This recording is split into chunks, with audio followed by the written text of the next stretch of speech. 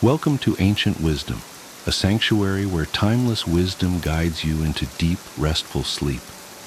Let the wisdom of the ages quiet your mind, ease your worries, and carry you gently into the night. If you're here to relax, reflect, and drift into peaceful slumber, you're exactly where you need to be. Before you get too cozy, take a moment to like this video and subscribe to the channel. It really helps me bring more soothing content your way. Also, I'd love to know, where are you tuning in from, and what time is it for you right now? Share in the comments below. Now, settle in, get comfortable, and let the wisdom of the ages guide you into deep, restful sleep. Here are 10 signs that you are being too kind, and 4 powerful strategies to stop people from taking advantage of your kindness and protect your energy. Have you ever felt like your kindness is being used against you? Maybe you've noticed one of these signs. People only come to you when they need something. Your goals are consistently sidelined, or you feel drained and unappreciated after helping others. If any of these resonate, it's a wake-up call. You might be giving too much, and it's costing you your happiness and peace of mind. When you're overly kind, you risk falling into dangerous patterns. You might find yourself neglecting your own needs, attracting people who drain your energy, or being treated as weak. Worse, you could even lose touch with your own identity as your life becomes consumed by the needs of others. The Stoics warned against this imbalance, teaching us the importance of self-respect and setting boundaries. But don't worry, there's a way out. Imagine a life where you could spot these 10 signs early and take action. People treating you as weak, assuming you'll handle everything, or overlooking your goals. What if you could break free from these cycles, preserve your energy, and still be a kind and giving person? In this video, I'll reveal 10 signs that you are being too kind and 4 transformative strategies to protect your energy while maintaining meaningful relationships. By the end, you'll have the tools to balance kindness with self-respect and finally stop feeling taken advantage of. Stick around. This could change the way you see yourself and your relationships forever. 10 signs that you should stop being too kind. 1. Unrealistic expectations. How overgiving leaves you drained. Let me tell you about a moment in my life when I felt completely wiped out. I had bent over backward to help a friend who was struggling. I covered their shifts, lent them money, and even spent hours listening to their problems. At first, I felt good, like I was making a difference. But as the weeks went by, something strange started happening. I found myself waiting for them to ask, "How are you doing?" or to return the favor. Spoiler alert, it didn't happen. Instead, they grew comfortable taking what I gave, and I grew resentful. Here's the truth I had to face. I wasn't being selfless. I was attaching strings. I expected them to give back, to reciprocate, to care as much as I cared. And when they didn't, I felt betrayed. That's when I realized I had unrealistic expectations, and it wasn't their fault. It was mine. The Stoics teach us to give freely, but with boundaries. They say, give not to please, but to act in accordance with your own principles. Giving from a place of expectation isn't generosity. It's a transaction. And when you expect others to fill your emotional bank account, you set yourself up for disappointment. 2. Dependency creation. Breaking free from the trap of always giving. I used to think that helping others non-stop was a sign of strength. If I could solve everyone's problems, surely they'd see my value, right? But here's the trap. The more I helped, the less others tried to help themselves. My constant giving became a crutch for them and a burden for me. I'll never forget the time I stayed up all night finishing a colleague's project. Instead of gratitude, they handed me even more work the next week. I was enabling their laziness, not empowering their growth. That's when I realized I was stuck in a cycle of overgiving, and it was harming both of us. The Stoics remind us that self-respect begins with boundaries. As Seneca said, sometimes even to live is an act of courage. Living courageously means saying no when giving would hurt you or hinder someone else's growth. True kindness isn't about doing everything for others. It's about inspiring them to step up and handle their own responsibilities. Once I learned this, I started changing my approach. Instead of jumping in to fix everything, I offered guidance and encouragement. But I let people take charge of their own challenges. It wasn't easy at first. Old habits die hard. But over time, it felt empowering. Remember this: when you always rescue others, you're not helping them. You're holding them back. Be kind, but don't let your kindness become a cage for yourself or others. Empower, don't enable. I started asking myself, am I giving because I genuinely want to, or because I expect something in return? That shift in mindset was life-changing. Now, I give what I can without overextending myself, and I let go of the outcome. It's not about getting something back. It's about staying true to who I am. And guess what? When you give from a place of strength and self-respect, people sense it. It creates healthier relationships. Stop chasing approval. Start embracing the power of intentional giving. It's freedom. 3. Neglected goals. How overgiving can steal your purpose. There was a point in my life when I felt like I was running on a hamster wheel. Every day was a blur of helping others, family, friends, co-workers, but my own goals, forgotten. I was so focused on pleasing everyone else that I didn't even know what I wanted anymore. The wake-up call came when I missed a major opportunity because I was too busy helping someone move. I looked at my life and thought, how did I get here? The Stoics warn us that if we ignore our own responsibilities, we lose ourselves. Marcus Aurelius said, "You have power over your mind, not outside events. Realize this, and you will find strength." I had been avoiding my own dreams by drowning myself in other people's problems. It felt easier to fix their lives than to face my own fears. But here's the truth. Self-neglect isn't noble. It's self-sabotage. So I started small. I made time for what mattered to me: writing, learning, working toward my dreams. I learned to politely decline requests that didn't align with my priorities. And guess what? Not only did I start making progress, but people respected me more for it. If you feel lost in the chaos of helping everyone but yourself, it's time to stop. Your dreams deserve your attention. Take control of your life by setting boundaries and putting yourself first, not out of selfishness, but out of self-respect. 4. Perceived weakness. How overgiving undermines your strength. There was a time when I prided myself on being the person everyone could count on. Need a favor? I was your go-to, but over time I noticed something unsettling. People began to take my help for granted. Worse, they started treating me as if I didn't have the strength to stand up for myself.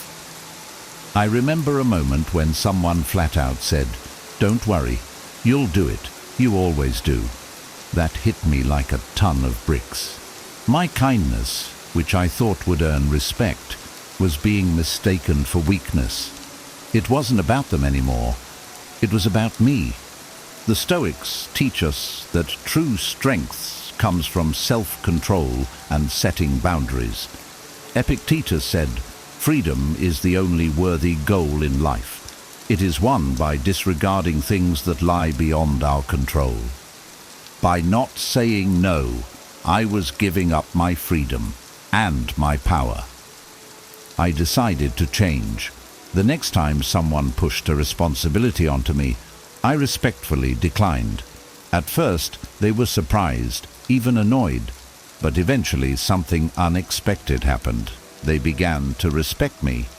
Saying no didn't make me less helpful. It made me someone whose time and energy were valued. Here's the truth. People will treat you the way you teach them to. If you don't set boundaries, you'll be seen as a doormat. But when you stand up for yourself, you command respect. Don't let your kindness be mistaken for weakness. Let it be rooted in strength. 5. Conditional relationships. Recognizing true connections. One day, I looked around and realized that most of the people in my life only showed up when they needed something. At first, I told myself, that's just how people are. But deep down, it stung. Why weren't they there when I needed support? The Stoics teach us to act with wisdom and discernment.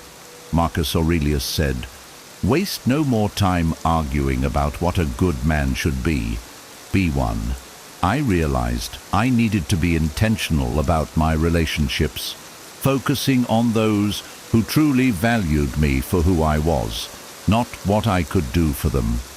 I began to pull back from one-sided friendships.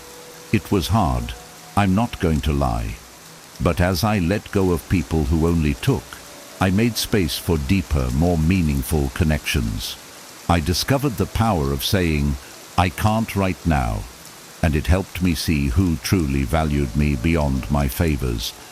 Here's the key. Real relationships are about mutual respect and care.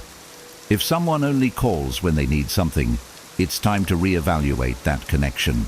Invest your time in people who lift you up, not just those who weigh you down. 6. Attracting opportunists. Guarding your energy.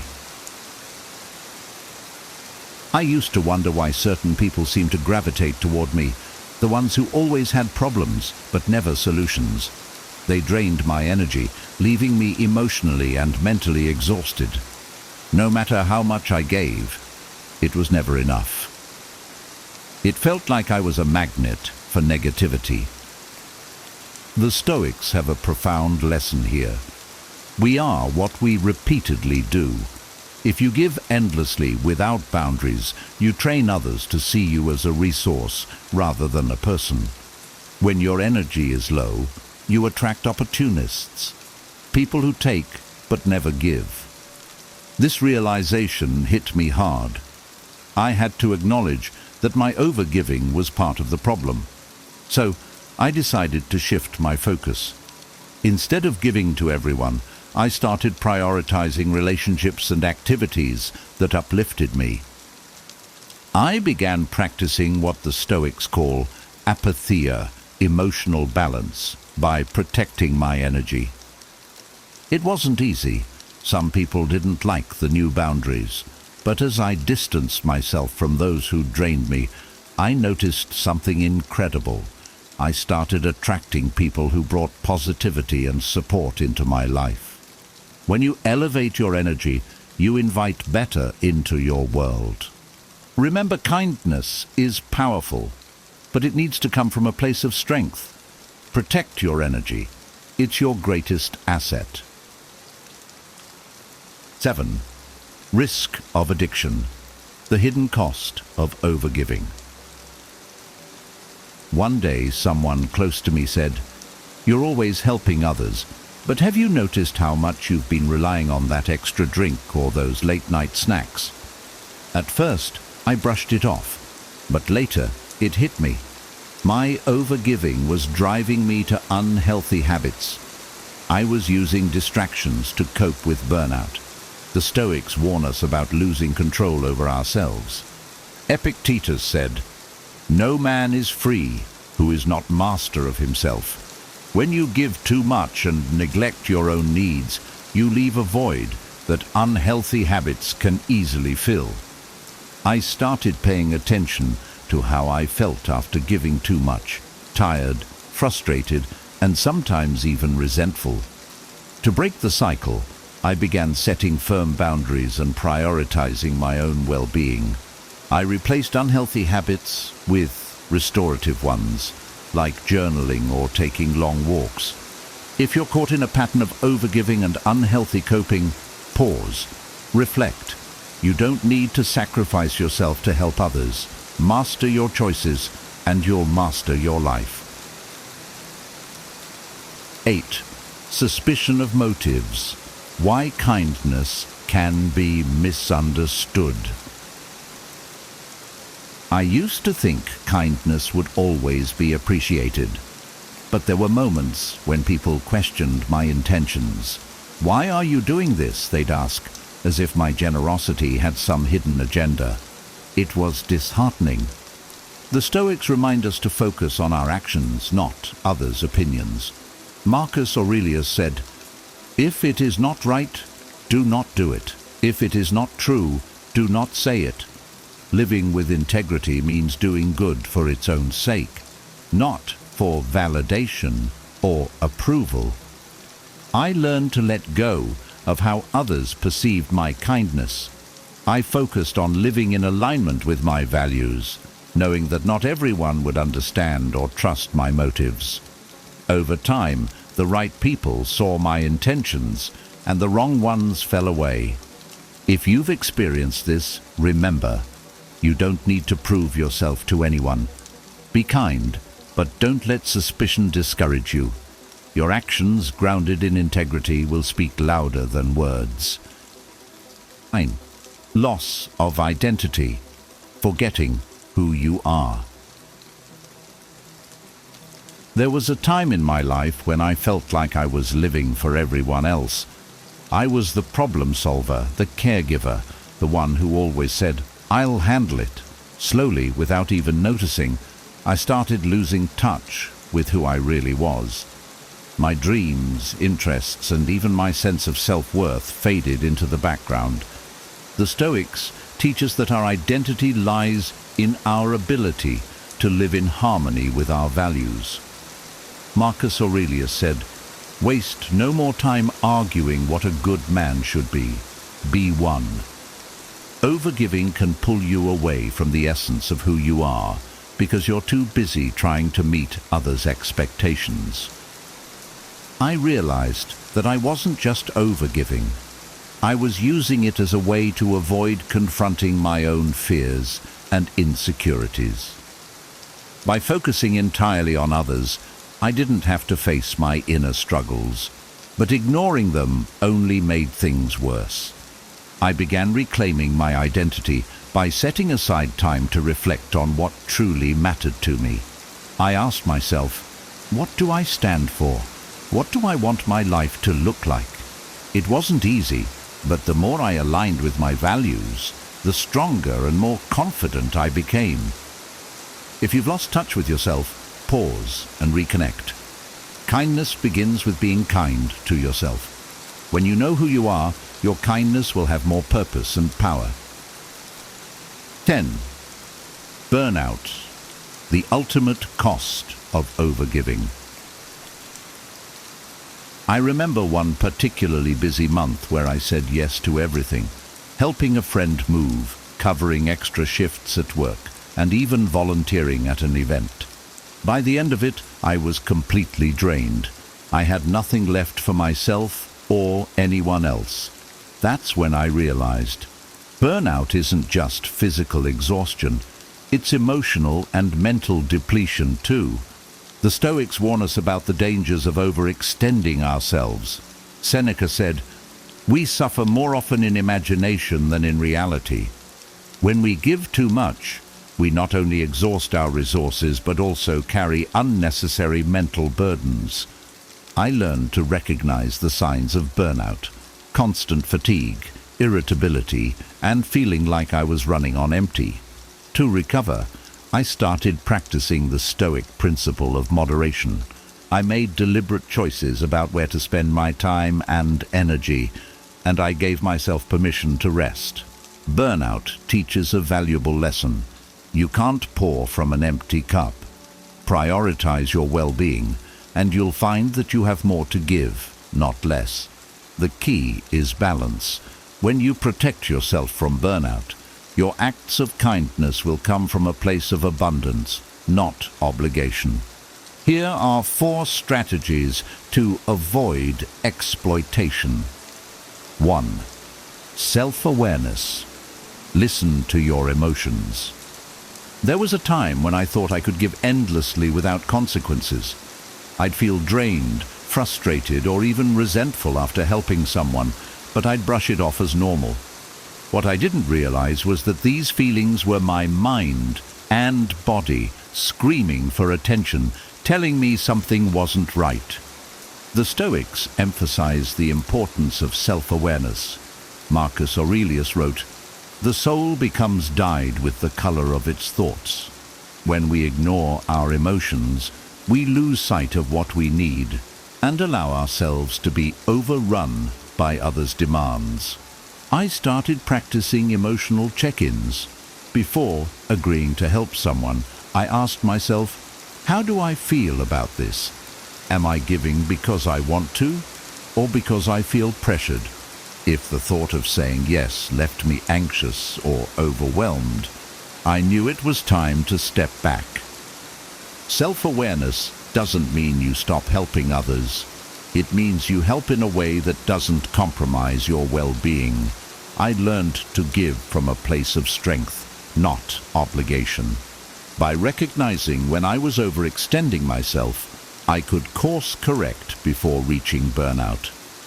Your emotions are a guide, not a weakness. They reveal when your boundaries are being crossed or when you're neglecting your needs. Listen to them. When you honor your feelings, you protect your energy and ensure that your kindness is sustainable. 2. Say no. The power of boundaries. Saying no used to terrify me. I worried people would see me as selfish or unreliable. So, I said yes to everything, even when it stretched me thin. The result? I felt exhausted, unappreciated, and trapped in commitments I didn't want to fulfill. The Stoics remind us that true freedom lies in self-control. Epictetus said, "He who is not master of himself is forever a slave." Learning to say no is an act of mastery. It allows you to protect your time, energy, and priorities. At first, saying no felt awkward. I practiced in front of a mirror, telling myself, no isn't rejection, it's self-respect. When someone asked for more than I could give, I'd respond with empathy but firmness. "I'd love to help, but I can't commit right now." It was liberating. The more I used this magic word, the more I realized its power. People began respecting my boundaries, and I felt lighter and more in control of my life. Saying no isn't about being selfish. It's about ensuring you have the capacity to say yes to what truly matters. Here's the truth. Every time you say no to something misaligned with your priorities, you say yes to yourself. Practice this skill. It's not easy, but it's worth it. Boundaries aren't walls. They're bridges to a healthier, more balanced life. 3. Prioritize personal time. Self-care isn't selfish. I used to think carving out personal time was indulgent. My calendar was packed with tasks for others, and I felt guilty about taking even a moment for myself. But eventually, I hit a breaking point. I realized I couldn't keep giving if I was running on empty. The Stoics understood the value of self-care. Seneca said, "We should take wandering outdoor walks so that the mind might be nourished and refreshed by the open air and deep breathing." Time for yourself isn't just a luxury, it's a necessity. I started scheduling me time, like any other appointment. Whether it was an hour for exercise, reading a good book, or simply sitting with my thoughts, I treated it as non-negotiable. When someone asked for my help during this time, I respectfully declined or offered to assist later. Protecting this space became my way of honoring my well-being. The benefits were profound. I felt more energized, focused, and present, not just for myself, but for others. Self-care wasn't selfish. It was an act of love that allowed me to show up better in every area of my life. If you're struggling to prioritize yourself, start small. Set aside 10 minutes a day for something that brings you joy or peace. As you build this habit, you'll find that personal time isn't a luxury. It's the foundation of your strength. 4. Identify energy vampires. Protect your energy. Have you ever spent time with someone who leaves you feeling completely drained? I used to think I had to help everyone, no matter how much it cost me emotionally. But certain people, energy vampires, took more than I could give and left me feeling empty. The Stoics advise us to choose our relationships wisely. Marcus Aurelius wrote, "Associate with those who will make a better man of you." Not everyone deserves your time or energy, especially those who take without giving back.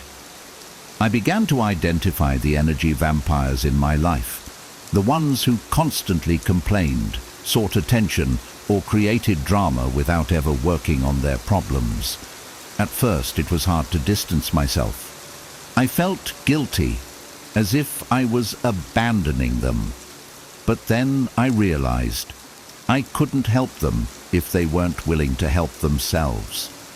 By stepping back, I freed up emotional space for relationships that uplifted me. I surrounded myself with people who inspired, supported, and challenged me to grow. It wasn't about cutting everyone off. It was about setting boundaries with those who drained me. If someone in your life consistently takes more than they give, it's time to reassess that relationship. Protecting your energy isn't selfish, it's essential. You can't light up the world if someone is constantly dimming your flame. Choose wisely, and you'll thrive.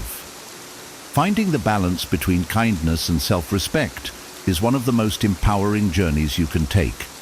By learning to set boundaries, prioritize your well-being, and protect your energy, you not only safeguard yourself, but also create deeper, more meaningful relationships with those who truly value you.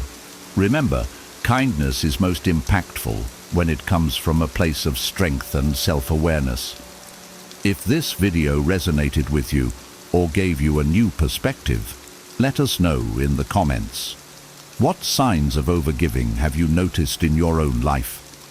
Which strategy are you most excited to try? Your insights and takeaways might just inspire someone else on their journey.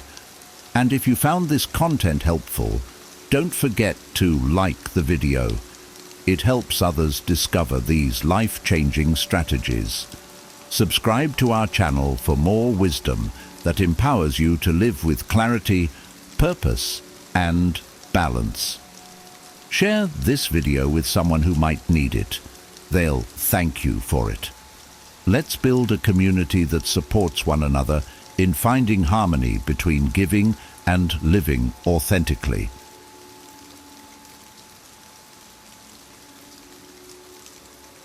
In relationships, there are certain qualities that make a lasting impact, traits that go beyond surface-level attraction and create deeper connections. As I've explored these qualities within myself, I've come to appreciate how each one contributes not only to my personal growth, but also to the strength and authenticity of my relationships. From confidence and resilience to emotional intelligence and passion, each trait shapes how I show up for my partner and allows us to build a foundation rooted in respect, trust, and inspiration. Here, I dive into 15 essential traits that I strive to embody, each bringing its own unique value and depth to the connections I form. 1. Independence.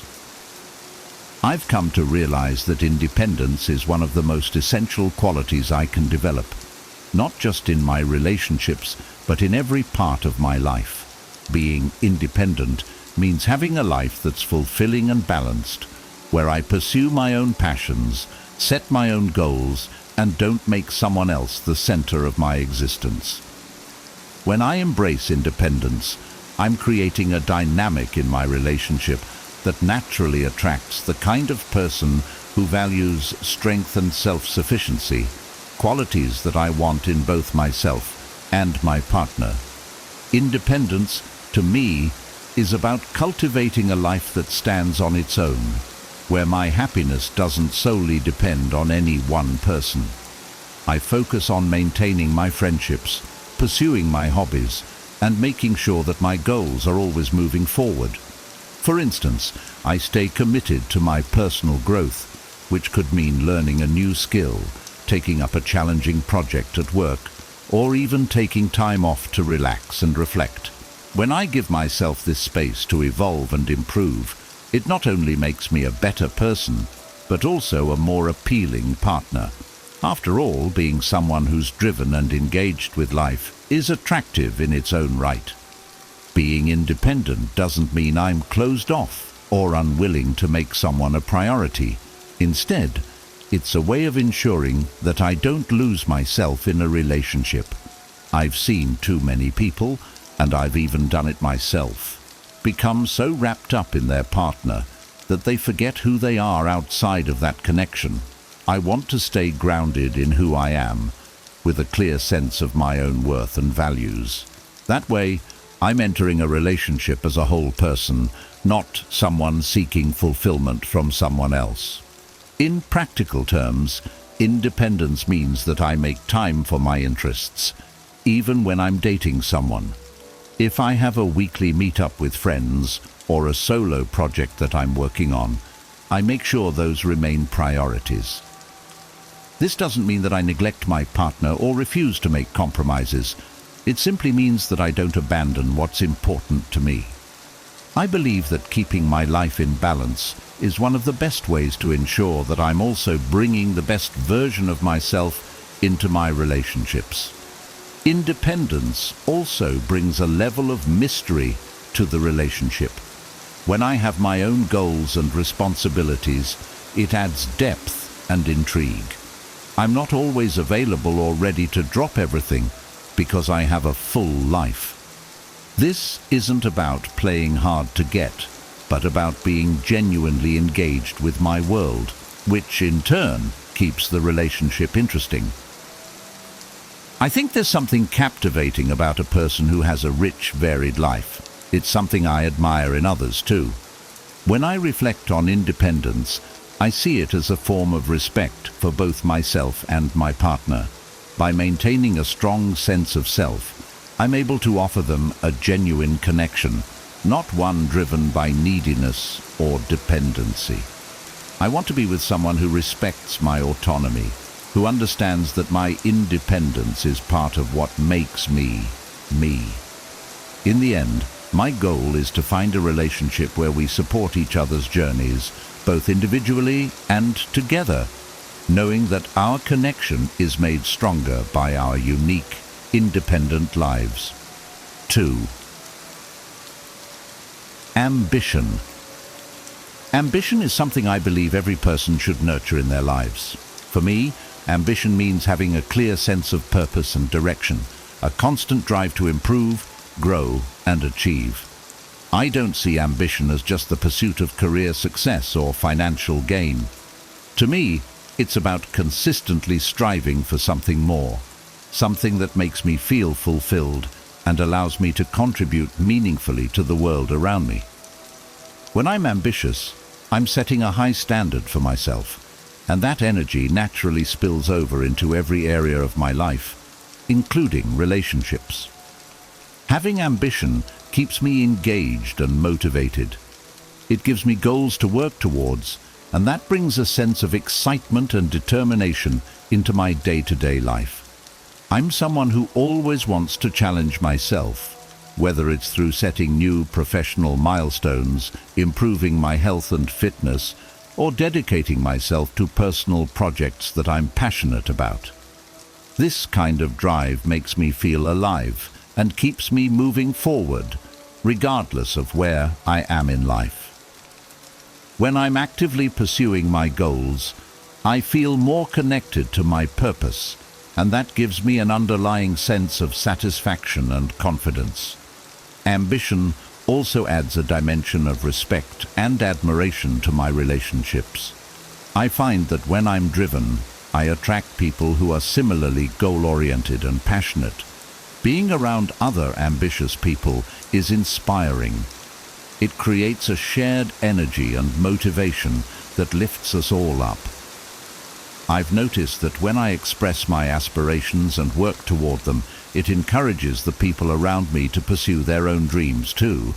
Ambition is contagious, and I want to be with someone who understands and appreciates the value of having big dreams. To me, ambition doesn't mean I'm always hustling or grinding non-stop. It's not about sacrificing everything for the sake of achievement. Instead, it's about knowing that I want more from life and making intentional choices that align with my goals. Whether that's working on a personal project, learning a new skill, or pushing my limits physically, my ambition shows up in ways that improve me as a person. I think the best kind of ambition is balanced. It's driven yet mindful, constantly striving, but never losing sight of what really matters, including my relationships and personal well-being. Having ambition can also make relationships more exciting. I don't want to be in a relationship where we're both content to just coast along. I want a partnership where we're both pushing each other to become the best versions of ourselves, where we're constantly evolving, both together and as individuals. For me, a relationship should be an adventure, a journey that includes personal growth and new experiences. Being ambitious means I'm always open to learning, open to change, and open to new possibilities, which keeps the relationship dynamic and full of life. Ambition, for me, is also about resilience. It means not giving up when things get tough and having the mental strength to push through setbacks. I want a partner who can see that drive in me and who can appreciate my determination to keep going, no matter the obstacles. When I'm ambitious, I'm not afraid to take risks, and I'm not easily discouraged.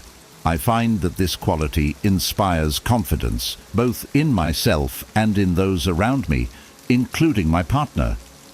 It shows that I'm committed to my own growth and that I'll work hard to overcome challenges in all aspects of life. Ultimately, ambition is a trait that makes me feel deeply fulfilled. It's about setting high standards, dreaming big, and knowing that I have the power to shape my own future. When I focus on my ambitions, I'm taking charge of my life, and that sense of agency brings me a lot of joy. I believe that when I'm living my life with ambition, I'm offering my partner someone who's fully alive, engaged and passionate about creating a better future. And that, in my experience, is something that's incredibly attractive and enriching in a relationship. 3. Adaptability. Adaptability is a quality I'm constantly working to improve because life is full of changes and unexpected turns. For me, being adaptable means having the mental flexibility to handle whatever life throws my way and the resilience to move forward regardless of the circumstances. I see adaptability as one of the most empowering traits a person can have. It's what allows me to face challenges without losing my sense of direction. In relationships, adaptability is crucial. It helps me handle disagreements, navigate life changes, and keep the connection strong, even when things aren't going exactly as planned. In my experience, relationships are never static. They evolve as we grow, and they require adjustment and compromise. I've learned that being adaptable is about more than just going with the flow. It's about actively embracing change and being open to new perspectives. Whether it's learning to communicate better, adjusting to a new routine, or finding ways to support my partner through their own changes, I believe adaptability allows me to be more responsive and understanding. When I'm adaptable, I'm able to meet my partner where they are, rather than getting frustrated if things don't go according to my initial expectations. Adaptability also means not being too attached to any one way of doing things. In my life, I try to stay open-minded and curious, always looking for ways to improve or explore new possibilities. I don't want to be the kind of person who gets stuck in old habits or routines simply because they're comfortable. Change, while often uncomfortable, pushes me to grow and brings new energy into my life and relationships. I find that when I embrace change, it makes me more interesting and engaged, as I'm constantly learning and adapting. This trait has helped me stay grounded during life's challenges, whether it's a career change, a move, or a personal setback. Adaptability allows me to see obstacles as opportunities to learn and grow. It gives me the resilience to handle tough situations without falling apart. When I'm adaptable, I'm not easily discouraged. Instead, I'm ready to find solutions and adjust my approach to meet the demands of the moment. This is a quality I hope to bring into my relationships, as it helps create a more harmonious, understanding environment. Adaptability also fosters better communication. I've noticed that being willing to listen, consider other perspectives, and shift my approach makes it easier to resolve conflicts. Instead of getting defensive or rigid when there's a disagreement, I try to remain open and responsive, allowing for a dialogue that respects both of our viewpoints. I think that when I'm adaptable, I show my partner that I value our relationship enough to work through challenges together. It demonstrates that I'm committed to growing and evolving, not just as an individual, but also as a partner. For me, adaptability also means balancing my own goals and needs with those of my partner. It's about finding a middle ground that respects both of our ambitions, desires, and dreams. I want to be with someone who appreciates flexibility and understands that life will bring changes, some of which we can't foresee. By being adaptable, I'm preparing myself and my relationship for the inevitable ups and downs that life brings. I don't want to be someone who gets thrown off course by every little disruption. I want to be someone who can stay steady and supportive no matter what. Ultimately, adaptability is a trait that helps me build resilience and deepen my connections. It keeps me grounded, yet open to the new and unexpected. In relationships, I believe it's one of the most important qualities because it allows both partners to grow together rather than feeling constrained by rigid expectations. When I'm adaptable, I'm better able to enjoy the journey, handle changes gracefully, and approach life with a positive, open attitude. This is the kind of energy I want to bring into my relationships, a sense of flexibility, resilience, and optimism that enriches both my life and the lives of those around me. 4. Sense of humor. A sense of humor is one of the most powerful tools I have, both in life and in relationships. To me, humor isn't just about making people laugh. It's about seeing life through a light-hearted lens, especially when things get tough. Having a good sense of humor allows me to stay resilient in difficult times, connect more easily with others, and add a sense of fun and joy to my relationships. When I can laugh at myself, at the small annoyances, or even at life's curveballs, it helps me handle challenges with a clear mind and a lighter heart. For me, humor has been a source of connection with others. I find that laughter breaks down walls and helps people feel at ease, whether in casual settings or deep conversations. When I'm able to share a laugh with someone, it's like creating a moment that says, "I get you, and I'm right here with you."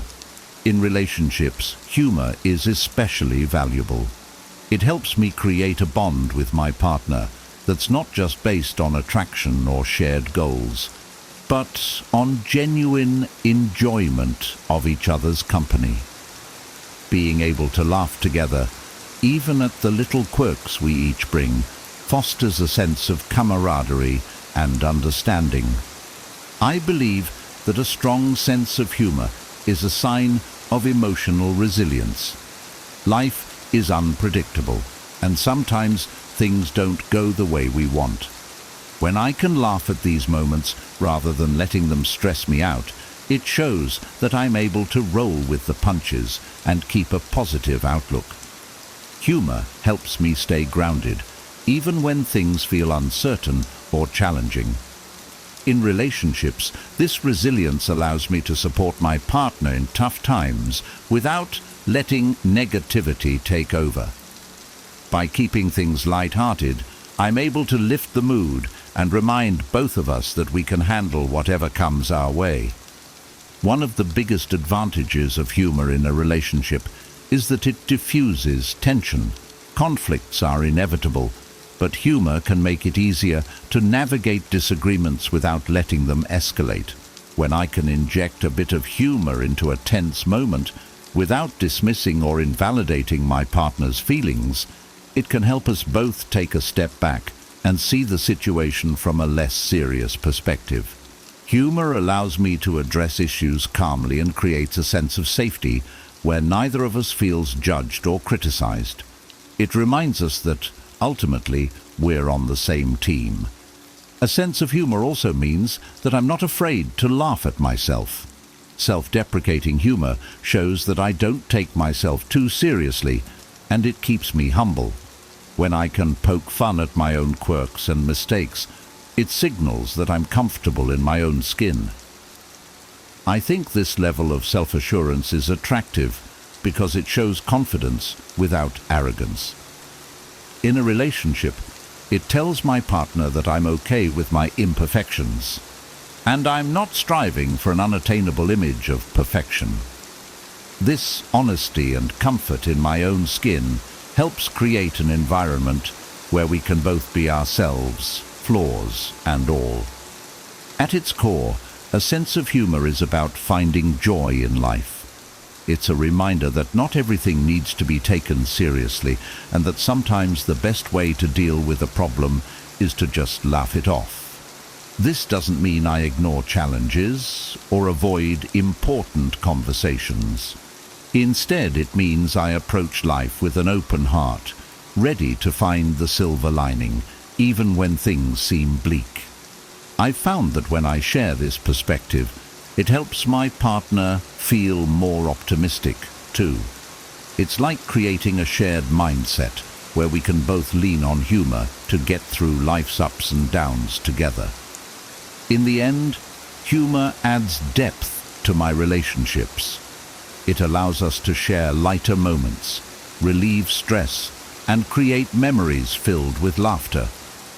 I want to be someone who can bring joy to the lives of others, who can see the funny side even in tough times, and who encourages my partner to do the same. Humor is one of the best ways to build a strong, lasting connection, and it's a quality I'm always proud to cultivate. By keeping a light-hearted outlook, I'm not just making life more enjoyable, I'm building a relationship that's rich with joy, resilience, and genuine connection. 5. Bad boy traits.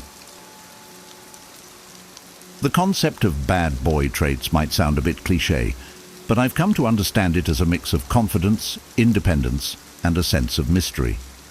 I don't think of it as being rebellious or disrespectful. Rather, it's about embodying qualities that make me intriguing, emotionally self-reliant, and a bit unpredictable. To me, the essence of these traits is about not conforming entirely to expectations and maintaining a life that's genuinely my own, even when I'm in a relationship. One of the key components of what's often referred to as bad boy traits is the ability to keep a sense of mystery. I found that being a bit reserved about my life adds a natural sense of intrigue. I don't feel the need to overshare everything about myself right away, and I value having aspects of my life that are just for me. It's not about hiding things. It's about letting my partner gradually discover who I am over time. By keeping some things to myself, I create a dynamic where there's always something new to learn about each other, which keeps the relationship fresh and engaging. Another part of this approach is maintaining emotional independence. I don't rely on a partner for my happiness or self-worth. I take responsibility for my own emotional state. When I'm in control of my emotions and not dependent on constant validation, I'm able to be a more stable and reliable partner. I believe that emotional independence allows me to be fully present in the relationship without feeling pressured to constantly seek approval. This confidence in who I am and in my own self-worth is magnetic because it signals that I'm a grounded, self-sufficient person. In my experience, this kind of emotional resilience is deeply attractive as it provides a foundation of strength and stability. The bad boy persona also includes a sense of unpredictability, which I interpret as simply being open to new experiences and willing to keep things exciting. I don't want to fall into routines that make life feel stale, whether that's in my relationship or my personal life. Instead, I embrace spontaneity and enjoy mixing things up.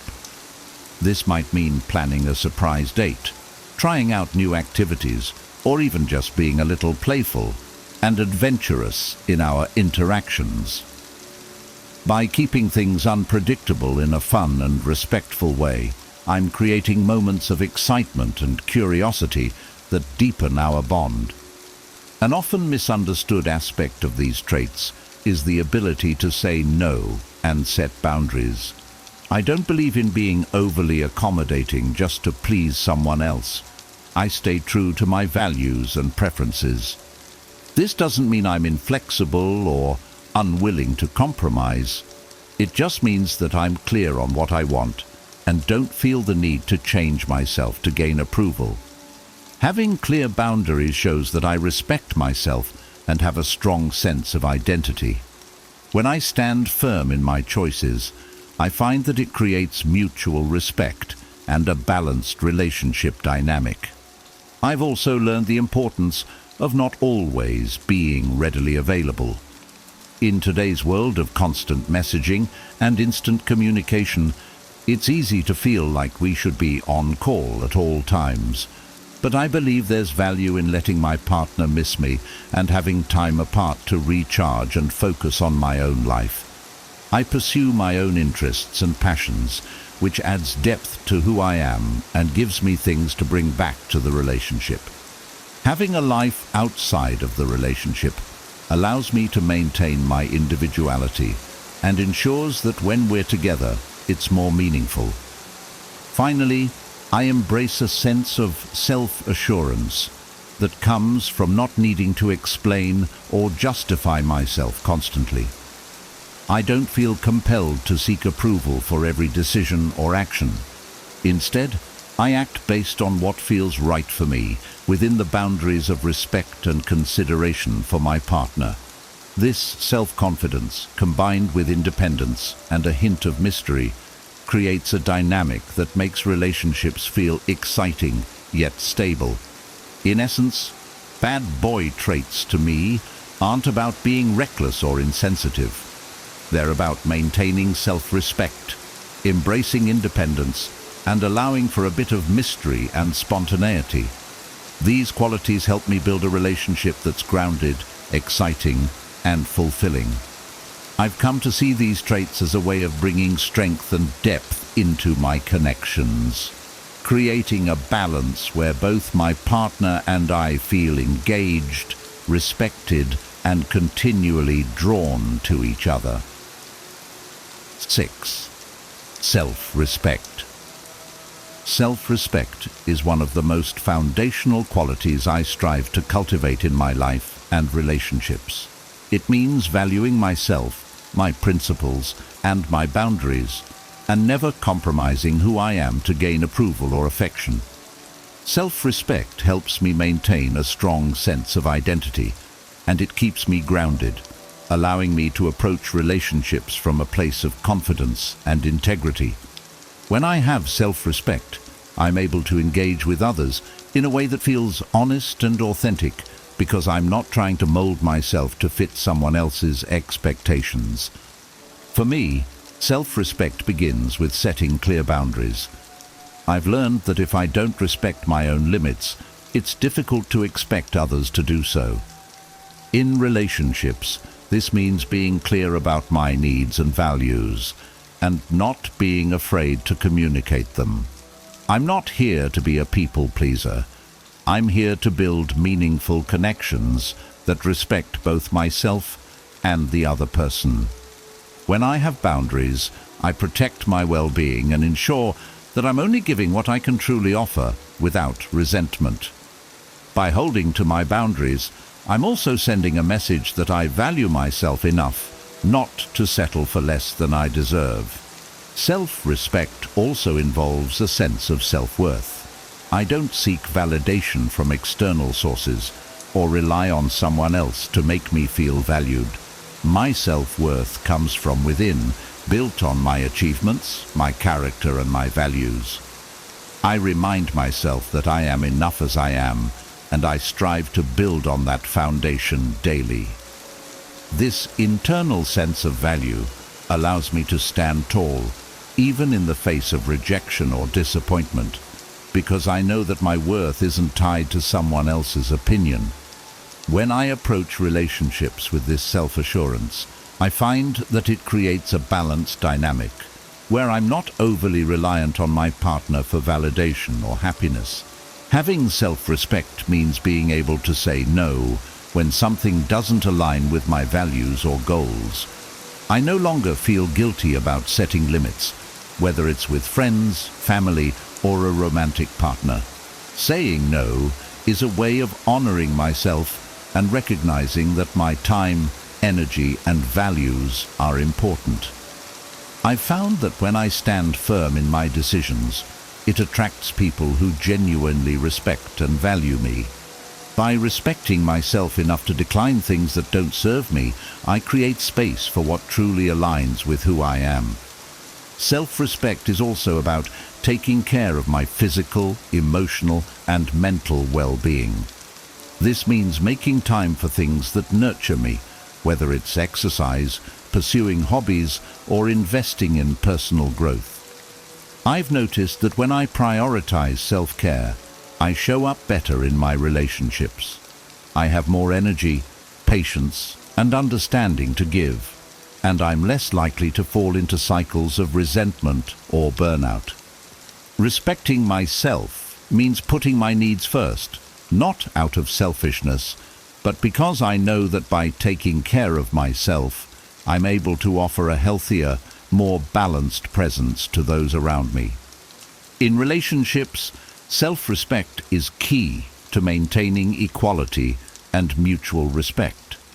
I'm not willing to tolerate disrespect, manipulation, or any behavior that undermines my dignity. I approach relationships with kindness and respect, but I expect the same in return. When I respect myself, I naturally attract people who see and appreciate my value, and I'm able to recognize when someone doesn't treat me as I deserve. Self-respect empowers me to walk away from unhealthy situations without fear, knowing that my happiness and well-being come first. Ultimately, self-respect gives me the freedom to be true to myself. I don't feel the need to change or hide who I am to gain acceptance. I want a partner who values me for my authentic self, not for some idealized version of me. With self-respect, I bring honesty, confidence, and a deep sense of personal integrity into my relationships. This quality creates a foundation of trust and stability because I'm consistent, genuine, and unafraid to stand up for what I believe in. In essence, self-respect is the cornerstone of how I approach both my life and my relationships.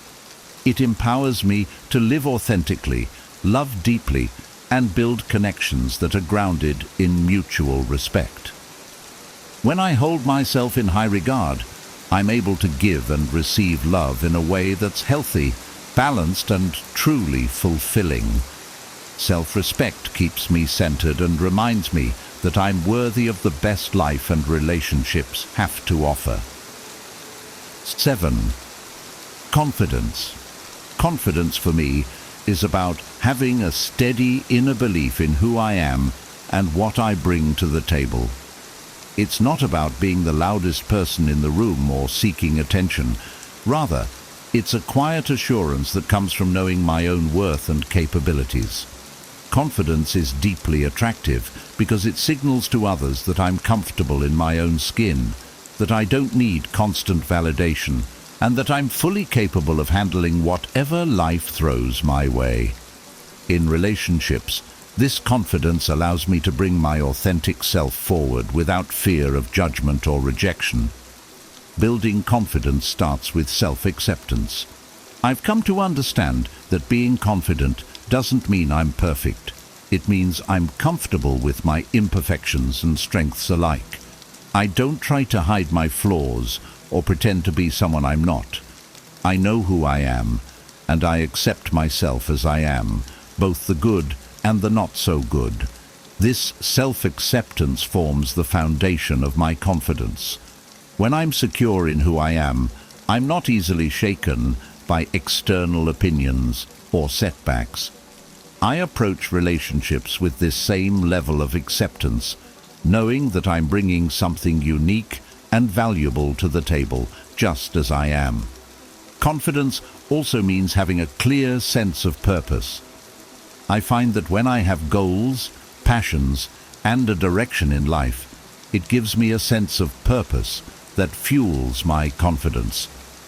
Knowing what I'm working toward and making consistent progress keeps me grounded and motivated. In relationships, this purpose-driven confidence is attractive because it shows that I have my own life, ambitions, and interests. I'm not waiting for someone else to complete me. I'm already on my path, and I want a partner who's on theirs too. I believe that two people who are both confident and purpose-driven create a stronger, more resilient partnership. In my experience, true confidence also means not being overly concerned with seeking approval. I don't need to rely on external validation to feel good about myself. This doesn't mean I'm closed off to feedback or unwilling to grow. It just means that my self-worth isn't dependent on what others think of me. I set my own standards and work hard to meet them, finding pride in my accomplishments, even when they're small. When I can be proud of myself without needing others to tell me I'm worthy, I can approach relationships from a place of wholeness rather than neediness. Confidence allows me to be assertive in expressing my needs and desires. I don't shy away from communicating what I want or standing up for myself. In relationships, this assertiveness creates clarity and prevents misunderstandings. I'm not afraid to be direct or honest, and I find that this honesty is refreshing for both myself and my partner. Being confident doesn't mean I'm rigid or inflexible. It simply means I know what I value, and I'm willing to communicate that openly. This kind of honesty fosters trust, as it shows that I'm transparent about who I am and what I want. Another important aspect of confidence is resilience. When I face rejection, failure, or disappointment, I don't let it crush my self-esteem. Instead, I see these challenges as opportunities to learn and grow. Confidence helps me stay grounded, even when things don't go as planned, because I know that my worth isn't defined by any single outcome. In relationships, this resilience allows me to approach challenges calmly and work through them without getting discouraged. I'm not afraid to put in the effort to make things work, but I also know when to walk away if something isn't serving my well-being. This balance of commitment and strength is key to building a healthy relationship. Finally, confidence makes me more approachable and open to connecting with others. When I'm confident, I'm not consumed by insecurities or self-doubt, so I'm able to focus on my partner and engage with them fully. I'm able to be present, listen actively, and share meaningful experiences without holding back. This level of openness and self-assurance creates a warm, inviting energy that naturally draws people in. Confidence allows me to be fully myself, creating a space where both my partner and I can be authentic and vulnerable together. In the end, confidence is about embracing my identity, living with purpose, and facing life with resilience and openness. It's a quality that empowers me to build relationships based on mutual respect, honesty, and genuine connection. Confidence allows me to show up as the best version of myself, ready to give and receive love in a way that's fulfilling and balanced. When I approach life and relationships with this deep inner confidence, I am not only enriching my own experience, but also creating a solid foundation for a healthy, lasting connection with others. 8. Emotional intelligence. Emotional intelligence, for me, is about understanding and managing my own emotions, while also being attuned to the feelings and needs of others. In relationships, I've found that emotional intelligence is invaluable.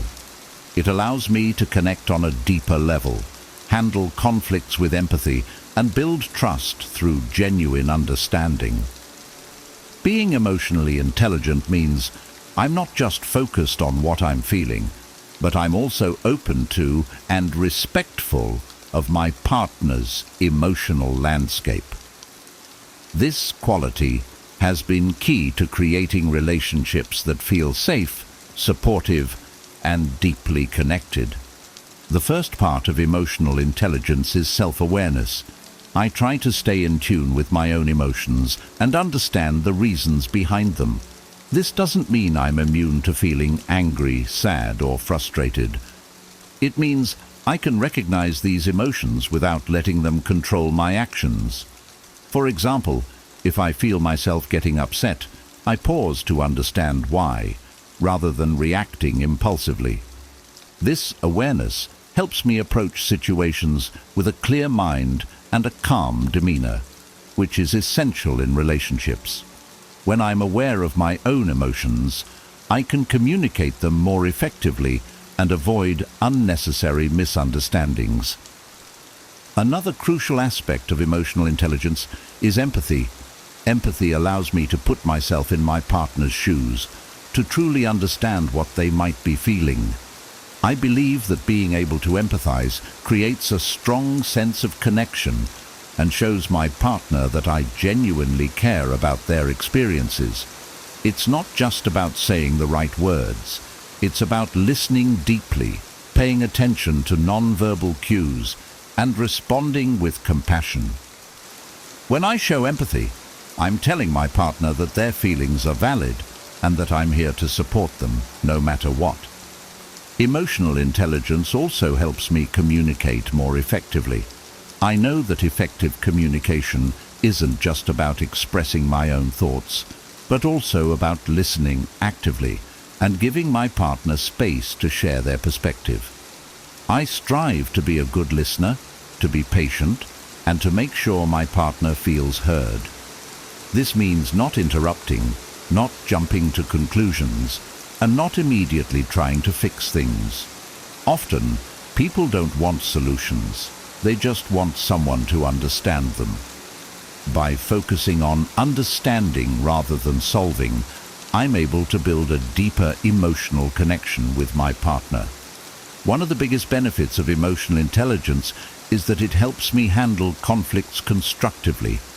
Instead of letting emotions spiral out of control, I try to approach disagreements calmly and respectfully. When emotions are running high, I've learned to take a step back, breathe, and refocus. This doesn't mean avoiding difficult conversations.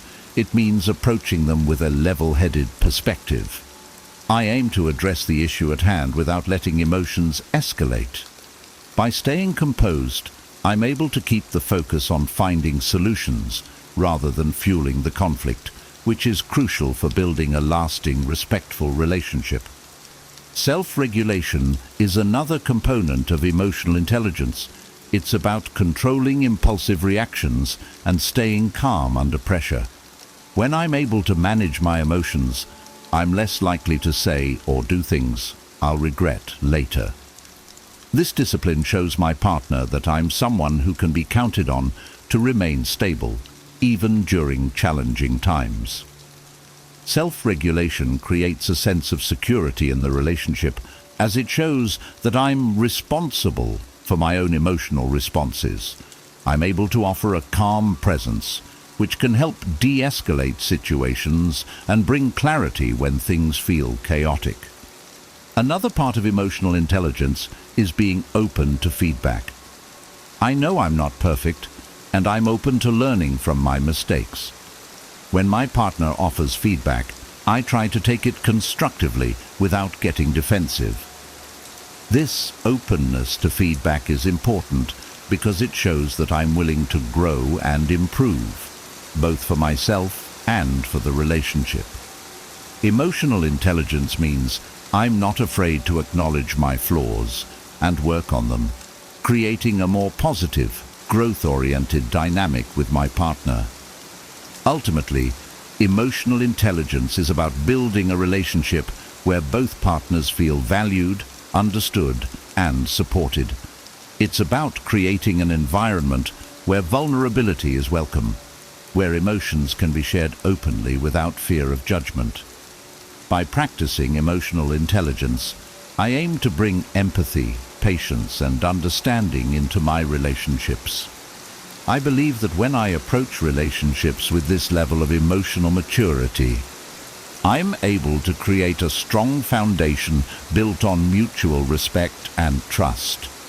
Emotional intelligence allows me to show up as a partner who is compassionate, communicative, and committed to growing together.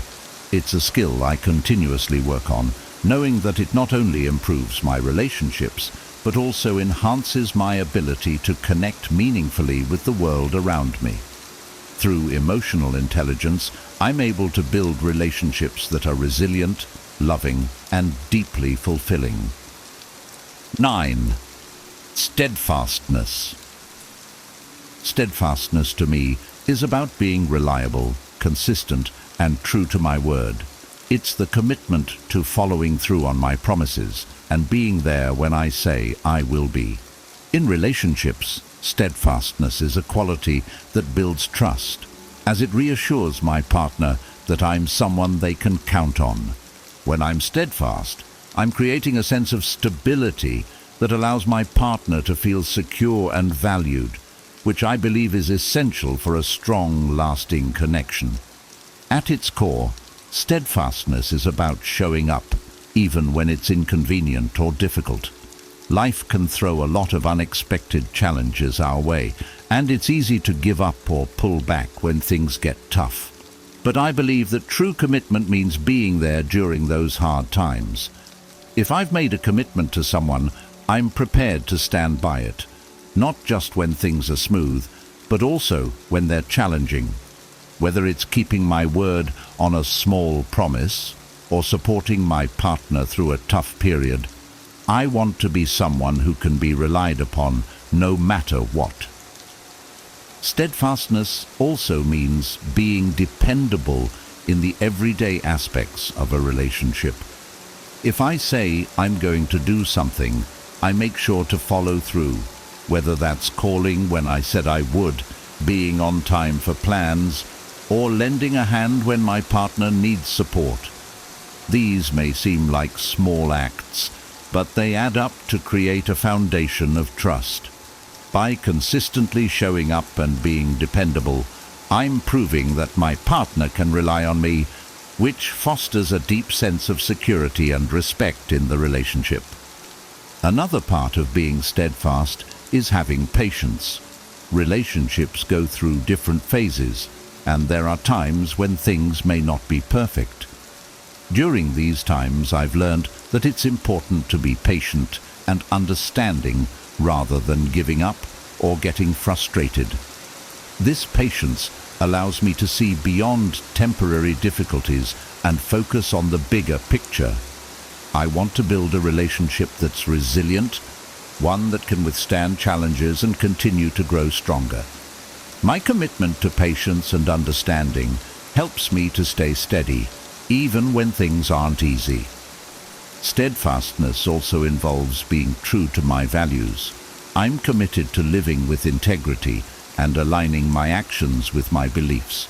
This means that I'm not easily swayed by outside influences or temporary desires. Instead, I act according to what I know is right and what aligns with my long-term goals. In relationships, this integrity allows me to be a stable presence, someone who isn't constantly changing based on external circumstances. I believe that staying true to my values shows my partner that I have a clear sense of who I am, which adds to the stability and predictability they feel in our relationship. Being steadfast doesn't mean being rigid. It means being reliable without being inflexible. I believe in the importance of compromise and adapting when necessary, but I do so without losing sight of the promises I've made. Flexibility allows me to adjust as life changes, but my commitment to my partner and my values remains constant. I want my partner to feel that they can rely on me, no matter what changes life brings. This blend of consistency and adaptability is what makes steadfastness such a valuable quality. In relationships, steadfastness creates a safe space where my partner can be vulnerable without fear of judgment or abandonment. They know that I'm here to stay, even when things aren't perfect. This assurance allows us both to open up more fully and build a deeper, more authentic connection. I think one of the most powerful aspects of steadfastness is the trust it builds. When my partner knows that I'm committed to them, it allows us to focus on growth and building a shared future, rather than constantly questioning each other's commitment. Ultimately, being steadfast is about being a source of stability, strength, and support. I aim to be the kind of partner who's there through thick and thin, who follows through on commitments, and who offers a reliable foundation for the relationship. This quality brings a sense of peace and trust, allowing us both to feel secure in the knowledge that we have each other's backs, no matter what. Steadfastness is something I hold close to my heart, and I believe it's one of the most meaningful ways to show love and respect in a relationship. It reminds me that actions speak louder than words, and that true commitment isn't just about saying I'll be there. It's about proving it day after day through my actions and consistency. This quality helps me create relationships that are rooted in trust, loyalty, and a shared vision for the future, which are the true foundations of lasting love. 10. Masculinity. Masculinity, to me, is about embodying strength, resilience, and emotional stability. It's not about being aggressive or domineering. Rather, it's about having the confidence and calmness to handle life's challenges and protect and support those I care about. In relationships, I see masculinity as a way of creating a safe, supportive space where my partner feels secure and respected. True masculinity involves leading with strength and compassion, balancing assertiveness with empathy, and demonstrating reliability and integrity. One of the core elements of masculinity, as I see it, is emotional stability. Life can be unpredictable, and relationships naturally go through ups and downs. I believe it's important to remain calm and centered, especially during times of stress or conflict. This doesn't mean suppressing my emotions. Rather, it means managing them in a healthy way and not letting temporary frustrations affect how I treat my partner. When I'm able to stay composed, I provide a grounding influence that can help us both navigate challenges more smoothly. My goal is to be a stable presence that my partner can rely on, even during turbulent times. Masculinity also involves a sense of purpose. I believe that being purpose-driven not only keeps me focused, but also helps me grow into a more grounded and resilient person. Whether it's in my career, personal development, or relationships, having a clear sense of purpose allows me to make intentional choices and set meaningful goals. In relationships, this sense of purpose adds a layer of depth and direction. I'm not just drifting or reacting to life. I'm actively building a future, which makes me a more dependable partner. This clarity and focus are qualities that I think contribute to a sense of masculinity. Another important aspect of masculinity is the ability to protect and provide, not just financially, but emotionally and physically as well. To me, being protective means creating a safe and supportive environment where my partner feels valued and secure. It's about being attentive to their needs and offering reassurance when they feel vulnerable. I want my partner to feel that I'm there to support them, whether that's by listening during difficult times, providing comfort, or stepping up when challenges arise. This protective nature is rooted in care and respect, and I see it as an essential part of being a reliable, supportive partner. Strength is also a big part of my concept of masculinity, but it's not just physical strength. It's mental and emotional resilience. I want to be the kind of person who can face adversity with courage and persistence. Strength for me means having the determination to overcome setbacks and the resilience to keep moving forward, even when things get tough. In a relationship, this strength allows me to support my partner without being overwhelmed by obstacles. I believe that my ability to remain steady during challenging times helps create a relationship that feels secure and enduring. Masculinity, in my view, also involves taking the lead when necessary. Leadership isn't about control or dominance. It's about making decisions with confidence and taking responsibility for the outcome. In a relationship, I aim to be someone who can step up, offer direction, and make thoughtful choices that benefit us both. This doesn't mean that I disregard my partner's opinions. Rather, it means that I'm prepared to make decisions and guide us when needed, always with respect and consideration. I see this kind of leadership as a way to build trust and offer reassurance, showing my partner that they can rely on me. However, true masculinity is also balanced with vulnerability. I believe that being strong doesn't mean hiding my emotions or pretending that I have it all together all the time. Being able to open up and show my true self, including my fears and insecurities, is an essential part of my masculinity. It takes courage to be vulnerable, to share what's on my mind, and to ask for support when I need it.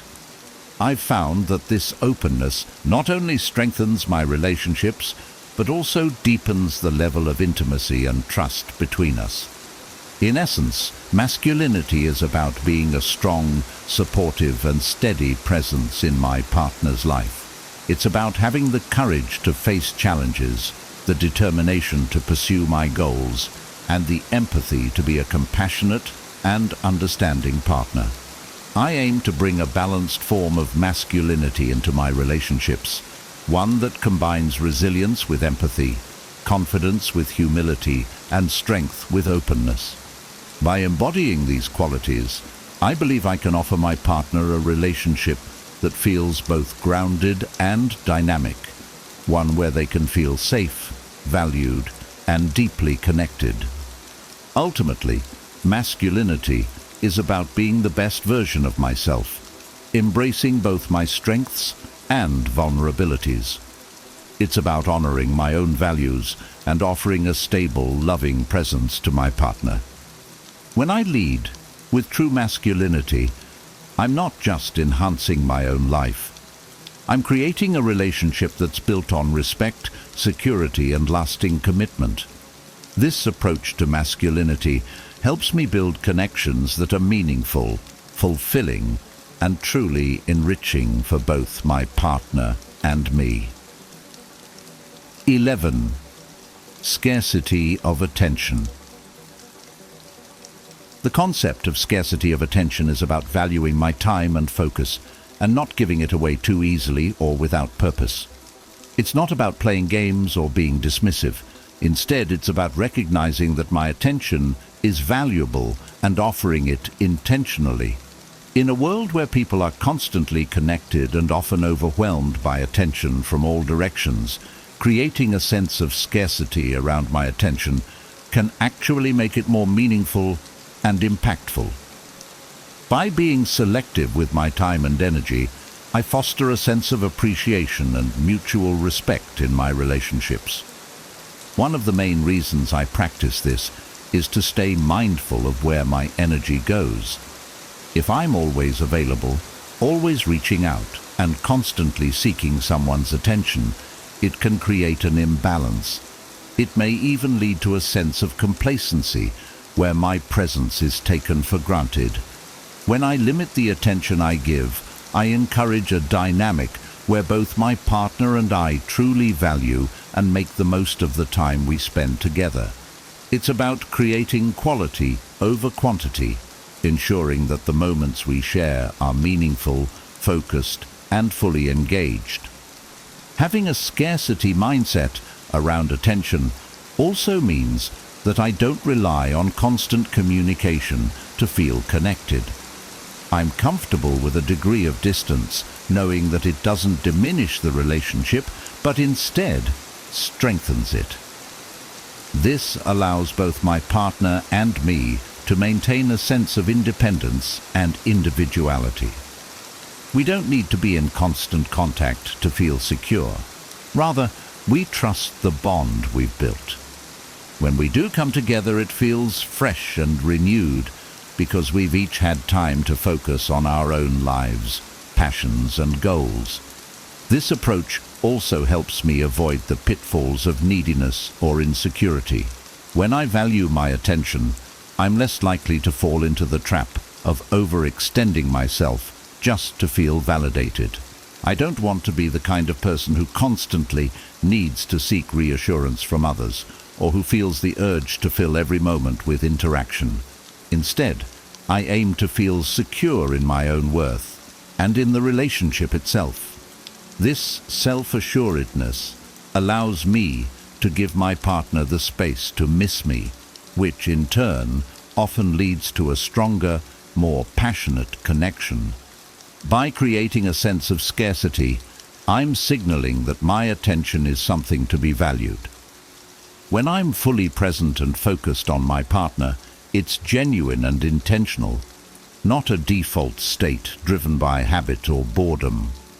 I've found that when I approach relationships this way, my partner is often more engaged and reciprocates the same level of attention and respect.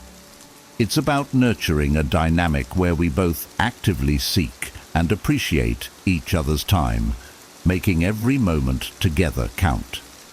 Scarcity of attention also allows me to focus on personal growth and my own interests. I believe that a healthy relationship is one where both partners are pursuing their individual paths alongside each other. When I dedicate time to my passions, friendships, and self-care, I bring a more enriched version of myself to the relationship. This balance of personal space and shared experiences is key to keeping the relationship exciting and preventing it from feeling stagnant or overly dependent. Additionally, being mindful of my attention means that I'm not constantly seeking external validation. I'm comfortable spending time on my own and don't feel the need to be perpetually connected to feel valued. This independence is attractive because it shows that I'm not relying on my partner for constant reassurance or attention. Instead, I bring a sense of wholeness to the relationship, which fosters a healthy balance where we both appreciate each other's presence without feeling suffocated or drained. Ultimately, the scarcity of attention is about fostering a deeper appreciation for each other. By not always being readily available, I encourage both my partner and me to cherish the time we share. It's a way to keep the relationship dynamic as we're not taking each other's presence for granted.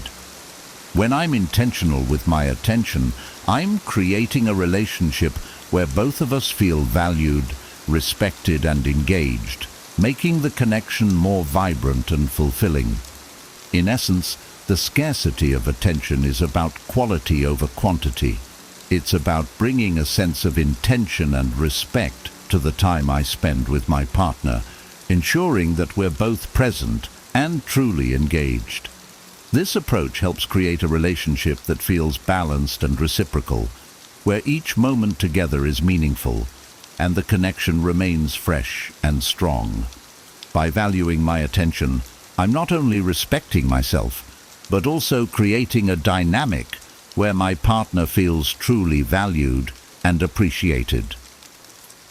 12. Pre-selection. Pre-selection is a concept that recognizes the social and psychological value of being desired by others, particularly in the context of attraction. It's the idea that when I am seen as valuable or desirable by others, it signals something appealing about me to potential partners.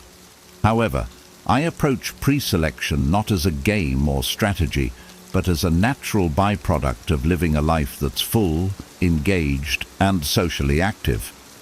When I surround myself with high-quality people and maintain healthy relationships, it shows that I am someone who is valued and respected by others, which in turn can make me more attractive to a partner.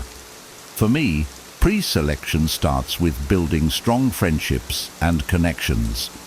I genuinely enjoy spending time with people who inspire me, challenge me, and bring out the best in me. These relationships, whether they're with friends, family, or colleagues, reflect a high level of social health and well-being. When my partner sees that I have these meaningful connections, it sends the message that I am someone who is valued by others, which can often be attractive. It's reassuring to know that the person you're with is well regarded and appreciated by those around them. Pre-selection also means being comfortable and confident around other women, even when there's no romantic intention. Having positive, respectful friendships with women not only enriches my life, but also shows that I know how to engage with and appreciate women in a non-romantic context. It demonstrates that I'm capable of meaningful, respectful interactions, which can make me more appealing as a partner. It also shows that I'm not someone who sees women purely in terms of romantic interest. Rather, I value them as individuals. This level of respect and comfort can be attractive because it shows that I understand and respect boundaries. Another aspect of pre-selection is self-respect and selective dating. I don't pursue relationships for the sake of it or lower my standards just to avoid being alone. By valuing myself and being selective about whom I invest my time and energy in, I'm showing that I respect both myself and the people I choose to be with. When I'm intentional about who I date and the connections I pursue, it signals to others that I value quality over quantity and that I'm not someone who settles easily. This discernment can be appealing because it suggests I'm someone worth earning. not someone who is readily available to everyone. Pre-selection for me also involves living a life that's interesting and full. When I am dedicated to my passions, goals, and personal growth, it naturally attracts people who share similar values. By leading a fulfilling life, I'm not only improving myself, but also becoming someone who is naturally attractive to others. This isn't about trying to impress anyone. It's about creating a life that's meaningful to me. When others see that I'm genuinely passionate and driven, it makes me more compelling as a person, which can spark curiosity and interest. I also believe that pre-selection is about respect and boundaries. When I'm in a relationship, I remain respectful of my partner and ensure that my interactions with others are appropriate. However, having friends or social interactions outside the relationship doesn't mean I am unfaithful or disloyal. Instead, it shows that I am capable of building and maintaining healthy relationships with a variety of people. This balance shows that I'm both committed to my partner and also a social individual who values connections with others. Maintaining this balance creates a healthy sense of independence and trust, which strengthens the relationship. In a relationship, pre-selection contributes to a dynamic where my partner knows they are with someone who is genuinely valued and appreciated by others. It brings a level of reassurance as my partner can see that I have a supportive social network and that I'm respected by those in my life. This doesn't mean I encourage jealousy. Rather, it's about creating a healthy social balance where I'm someone who is respected and valued by people beyond my partner. It shows that I'm a well-rounded person with strong connections, which ultimately makes the relationship more balanced and grounded.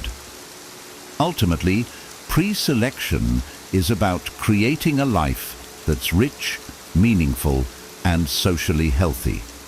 It's about being intentional with the people I surround myself with and building connections that reflect my values. By nurturing a full social life, respecting boundaries, and maintaining a strong sense of self-worth, I'm naturally creating an aura of value and respect. This not only makes me a more appealing partner, but also fosters a relationship dynamic based on mutual admiration and genuine attraction. In essence, pre-selection isn't about putting on a show or trying to appear desirable. It's about living in a way that brings out my best qualities, showing my partner that I am someone who is valued by others and who values myself. When I'm surrounded by positive, healthy relationships, I'm not only enriching my own life, but also creating a partnership that's supported by a strong social foundation. This approach to pre-selection helps build a relationship where both partners feel valued, secure, and truly connected. 13. Authenticity. Authenticity to me is the cornerstone of a meaningful and fulfilling life. It's about embracing who I truly am, living in alignment with my values, and presenting my genuine self in all situations, especially in relationships. I've come to believe that authenticity is one of the most attractive qualities anyone can bring to a relationship.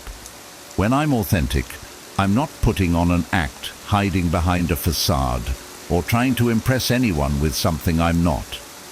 Instead, I'm fully comfortable in my own skin, which allows me to connect with others on a deeper, more honest level. Being authentic starts with self-awareness. I spend time understanding my values, goals, and priorities, and I make sure my actions reflect them. It's easy to get caught up in trying to be what others expect, but I know that ultimately it's not sustainable. I want my partner to know the real me, not a version tailored to please or impress. By embracing my true self, I'm setting a foundation of honesty and trust, where my partner can feel they're getting to know the person I am, not a curated image. Authenticity also means embracing my imperfections. I've learned that being authentic isn't about being perfect. It's about being real. I don't feel the need to hide my flaws or weaknesses, nor do I pretend to have it all figured out. When I'm open about my struggles, fears, and areas where I'm still growing, it creates a space where my partner feels comfortable sharing their vulnerabilities as well. This mutual openness leads to a deeper level of intimacy and connection because we're both free to be our true selves without the pressure of meeting unrealistic standards. Living authentically also means that I'm consistent. I strive to be the same person in private that I am in public, and I don't change my values or behavior based on who I'm around. This consistency builds trust in my relationships because my partner knows that what they see is what they get. I'm not pretending to be someone I'm not, and that stability allows them to feel secure. I believe that authenticity creates a steady foundation, as there's no fear of hidden motives or sudden shifts in personality. It's a kind of reliability that goes beyond words. It's a way of living. Authenticity encourages deeper and more honest communication. When I'm being my true self, I can communicate more openly and clearly because I'm not filtering my thoughts to fit an image.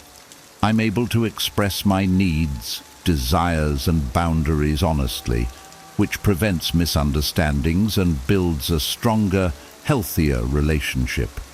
I believe that a relationship rooted in authenticity is one where both partners feel free to share their thoughts and feelings without judgment or fear.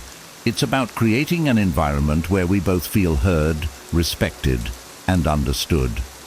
Another aspect of authenticity is having the courage to stand by my beliefs, even if they're unpopular. I'm not afraid to disagree or hold a different viewpoint, as long as it aligns with my values. I know that being authentic sometimes means going against the crowd, but I'm committed to living in a way that feels true to me. In relationships, this integrity is crucial, as it shows that I won't compromise my core values just to gain approval. It creates a level of respect between me and my partner, as we both know that we're each standing on solid ground. Being authentic also allows me to appreciate others' authenticity. I value relationships where my partner feels free to be themselves, flaws and all. I'm not looking for perfection. I'm looking for someone who is genuine, open, and self-aware. By embracing my own authenticity, I create a space where my partner can do the same. This mutual acceptance allows us both to grow and evolve together, knowing that we're appreciated for who we truly are, not for an idealized version of ourselves. Ultimately, authenticity leads to a relationship that feels freeing and fulfilling.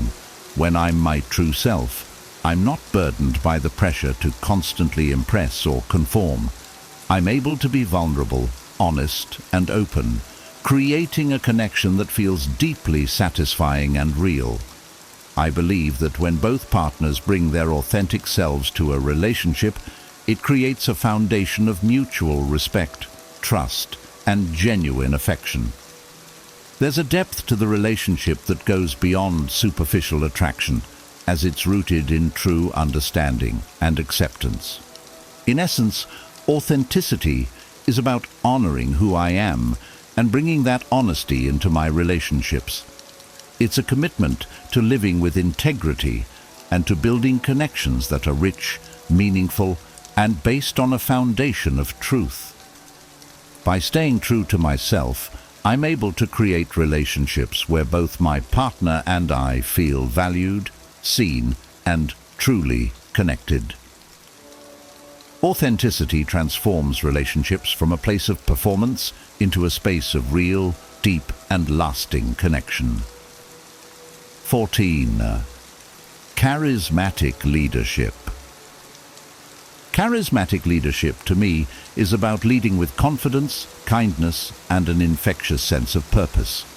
It's not about being overbearing or controlling, Rather, it's about bringing a positive influence into my relationships and inspiring those around me through my actions. I believe that charismatic leadership involves taking initiative, being decisive when necessary, and encouraging those I care about to grow alongside me. In relationships, this quality helps me create a strong, balanced connection where both my partner and I feel motivated, supported, and respected. One of the key aspects of charismatic leadership is confidence. I aim to make decisions with clarity and assurance, particularly in situations where guidance is needed. For example, when planning dates, trips, or even daily routines, I like to take the initiative to suggest ideas and make choices that create a fulfilling experience for both of us. This doesn't mean I ignore my partner's preferences or opinions. Rather, I value and incorporate them. However, by showing confidence and a willingness to take the lead, I bring a sense of direction and excitement to the relationship, which can make us both feel more engaged and connected. Being a charismatic leader also means knowing when to listen and empower my partner. Leadership is not about taking control, but rather about creating an environment where both of us can thrive. I strive to be receptive to my partner's ideas, goals, and aspirations, supporting them wholeheartedly. I encourage my partner to pursue their dreams and interests and provide a listening ear when they need it. When I can offer support and cheer them on, it creates a partnership dynamic where we're both growing and achieving our goals, together and as individuals.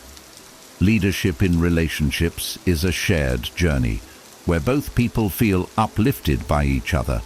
Another component of charismatic leadership is being able to handle challenges with grace. Life isn't always smooth, and relationships inevitably face difficulties. I believe that true leadership is shown in how I respond to these challenges. Instead of panicking or avoiding problems, I try to approach them calmly and focus on finding solutions. By remaining grounded and clear-headed, I offer stability to my partner and show that we can face difficulties as a team. This resilience inspires trust, as my partner knows they can count on me to handle tough times with a steady hand and a positive outlook. Charismatic leadership also involves making others feel valued and appreciated. In relationships, I believe it's important to genuinely recognize my partner's contributions and qualities. I want to create an environment where my partner feels seen, heard, and respected. Whether it's by expressing gratitude for the little things they do, complimenting their strengths, or acknowledging their efforts, I show my appreciation openly. This type of encouragement is at the heart of charismatic leadership. It's about making those around you feel confident, inspired, and valued, which brings out the best in them and strengthens the connection. Part of being a charismatic leader is taking responsibility. I hold myself accountable for my actions, decisions, and emotions. When I make a mistake, I own up to it, rather than shifting blame or avoiding it. This accountability shows my partner that I'm trustworthy and willing to learn and grow. By being responsible for myself, I set a standard of integrity and respect, which I believe is essential for any healthy relationship. Taking responsibility also means being proactive in addressing issues before they escalate, showing my partner that I'm committed to maintaining a positive and open dynamic. Charismatic leadership doesn't require that I always be in the spotlight or make every decision. Rather, it's about fostering an environment of mutual respect, open communication, and shared growth. I want to inspire confidence and curiosity in my partner, so we both feel encouraged to take risks, try new things, and explore life together. Whether it's by planning a surprise, supporting them through a challenging time, or simply being a strong, positive presence in their life, I aim to bring a sense of joy, motivation, and energy to our relationship. Ultimately, charismatic leadership in relationships is about creating a balance where both partners feel supported, respected, and uplifted. It's a way of bringing energy, resilience, and warmth into the relationship, inspiring each other to grow and become better versions of ourselves. I see charismatic leadership as a quality that strengthens the bond between us, making the relationship feel dynamic, exciting, and meaningful. When I lead with kindness, confidence, and openness, I'm not only enriching my own life, but also creating a relationship where both of us feel valued and empowered. In essence, charismatic leadership is about being a positive force in my partner's life, someone who inspires, supports, and uplifts. It's about taking initiative with respect and integrity, being present and encouraging, and approaching challenges with resilience and grace. By embracing this quality, I strive to build a relationship that's not only grounded in trust and respect, but also infused with a shared sense of purpose and joy. This approach to leadership creates a foundation where both of us can thrive, individually and together, as we navigate life hand in hand. 15. Passionate interests. Passionate interests bring a unique depth and vibrancy to my life, and they are something I consider essential not only for personal fulfillment, but also for creating a dynamic, inspiring relationship. When I'm genuinely passionate about something, whether it's a hobby, a skill, a career goal, or a personal project, it shows that I'm engaged with life, constantly learning and striving for more. This drive adds dimension to who I am, which can be incredibly attractive to a partner. Passion isn't just about having interests. It's about the energy, enthusiasm, and commitment that I bring to the things that matter to me. For me, pursuing my passions is a way to stay grounded and fulfilled. When I'm actively engaged in something I care about, it gives me a sense of purpose and excitement. I wake up feeling energized, knowing that I'm working towards something meaningful. This enthusiasm naturally spills over into other areas of my life, including my relationships. I found that having passions makes me a more interesting and engaged partner, as I'm not solely focused on the relationship for fulfillment. Instead, I bring my own joy, inspiration, and stories to share, which adds richness to our connection. Having passionate interests also helps me maintain a healthy balance between my relationship and personal life. I believe that a relationship thrives when both partners have space to pursue their individual goals and dreams. By dedicating time to my passions, I'm not only investing in my personal growth, but also giving my partner the freedom to explore their own interests. This balance prevents codependency and keeps the relationship fresh, as we both have our own lives to bring back to the relationship. When we come together, we have new experiences, insights, and growth to share, which makes our connection stronger. My passions are a source of resilience and self-confidence. When I commit to a goal and work towards it, even through setbacks, I build a stronger sense of self-worth. I know that my value isn't tied to anyone else. It comes from within, from the things I achieve and the joy I find in my pursuits. This inner strength and confidence make me a more balanced partner, as I'm not seeking validation solely from the relationship. Instead, I feel secure and fulfilled, which allows me to contribute positively to the partnership without relying on it for my happiness. Sharing my passions with my partner also opens up opportunities for connection.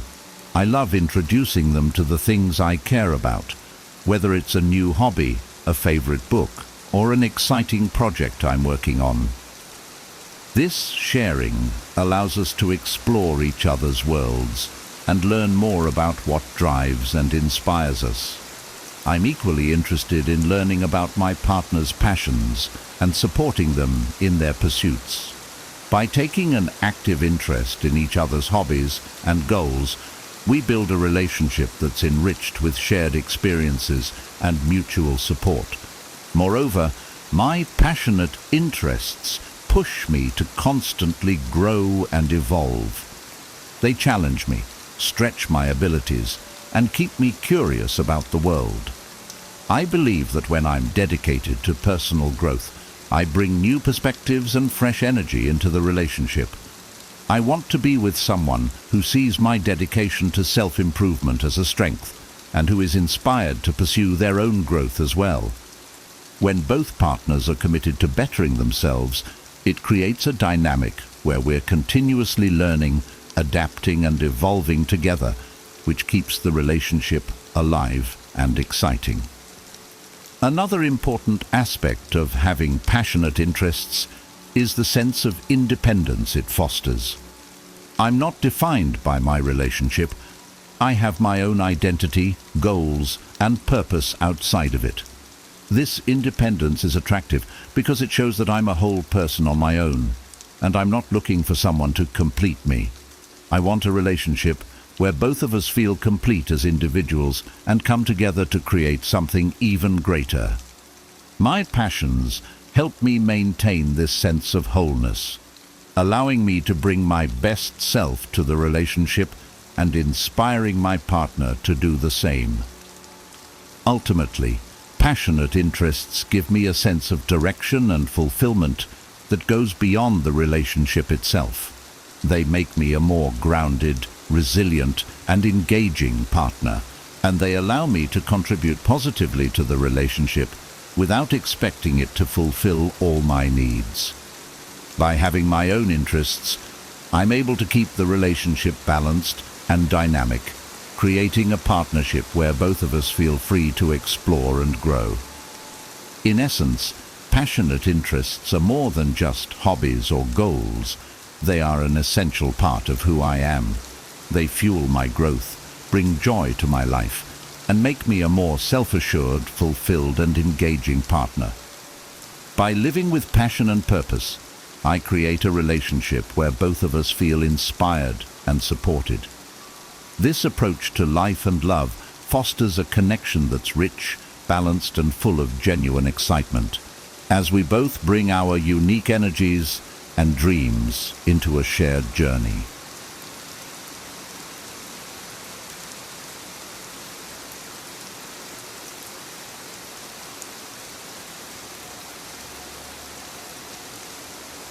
Here are 10 things you should never share with your family, no matter how close you are.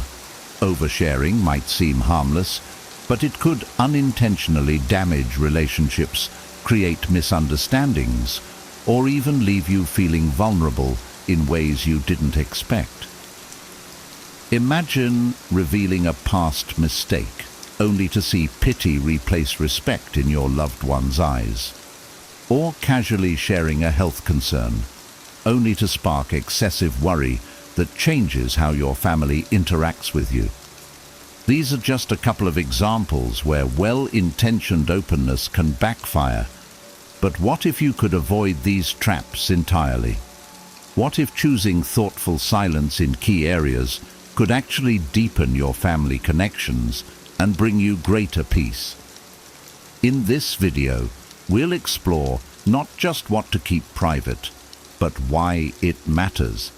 You'll discover how these strategies protect your relationships, preserve your dignity, and create an environment where you can thrive.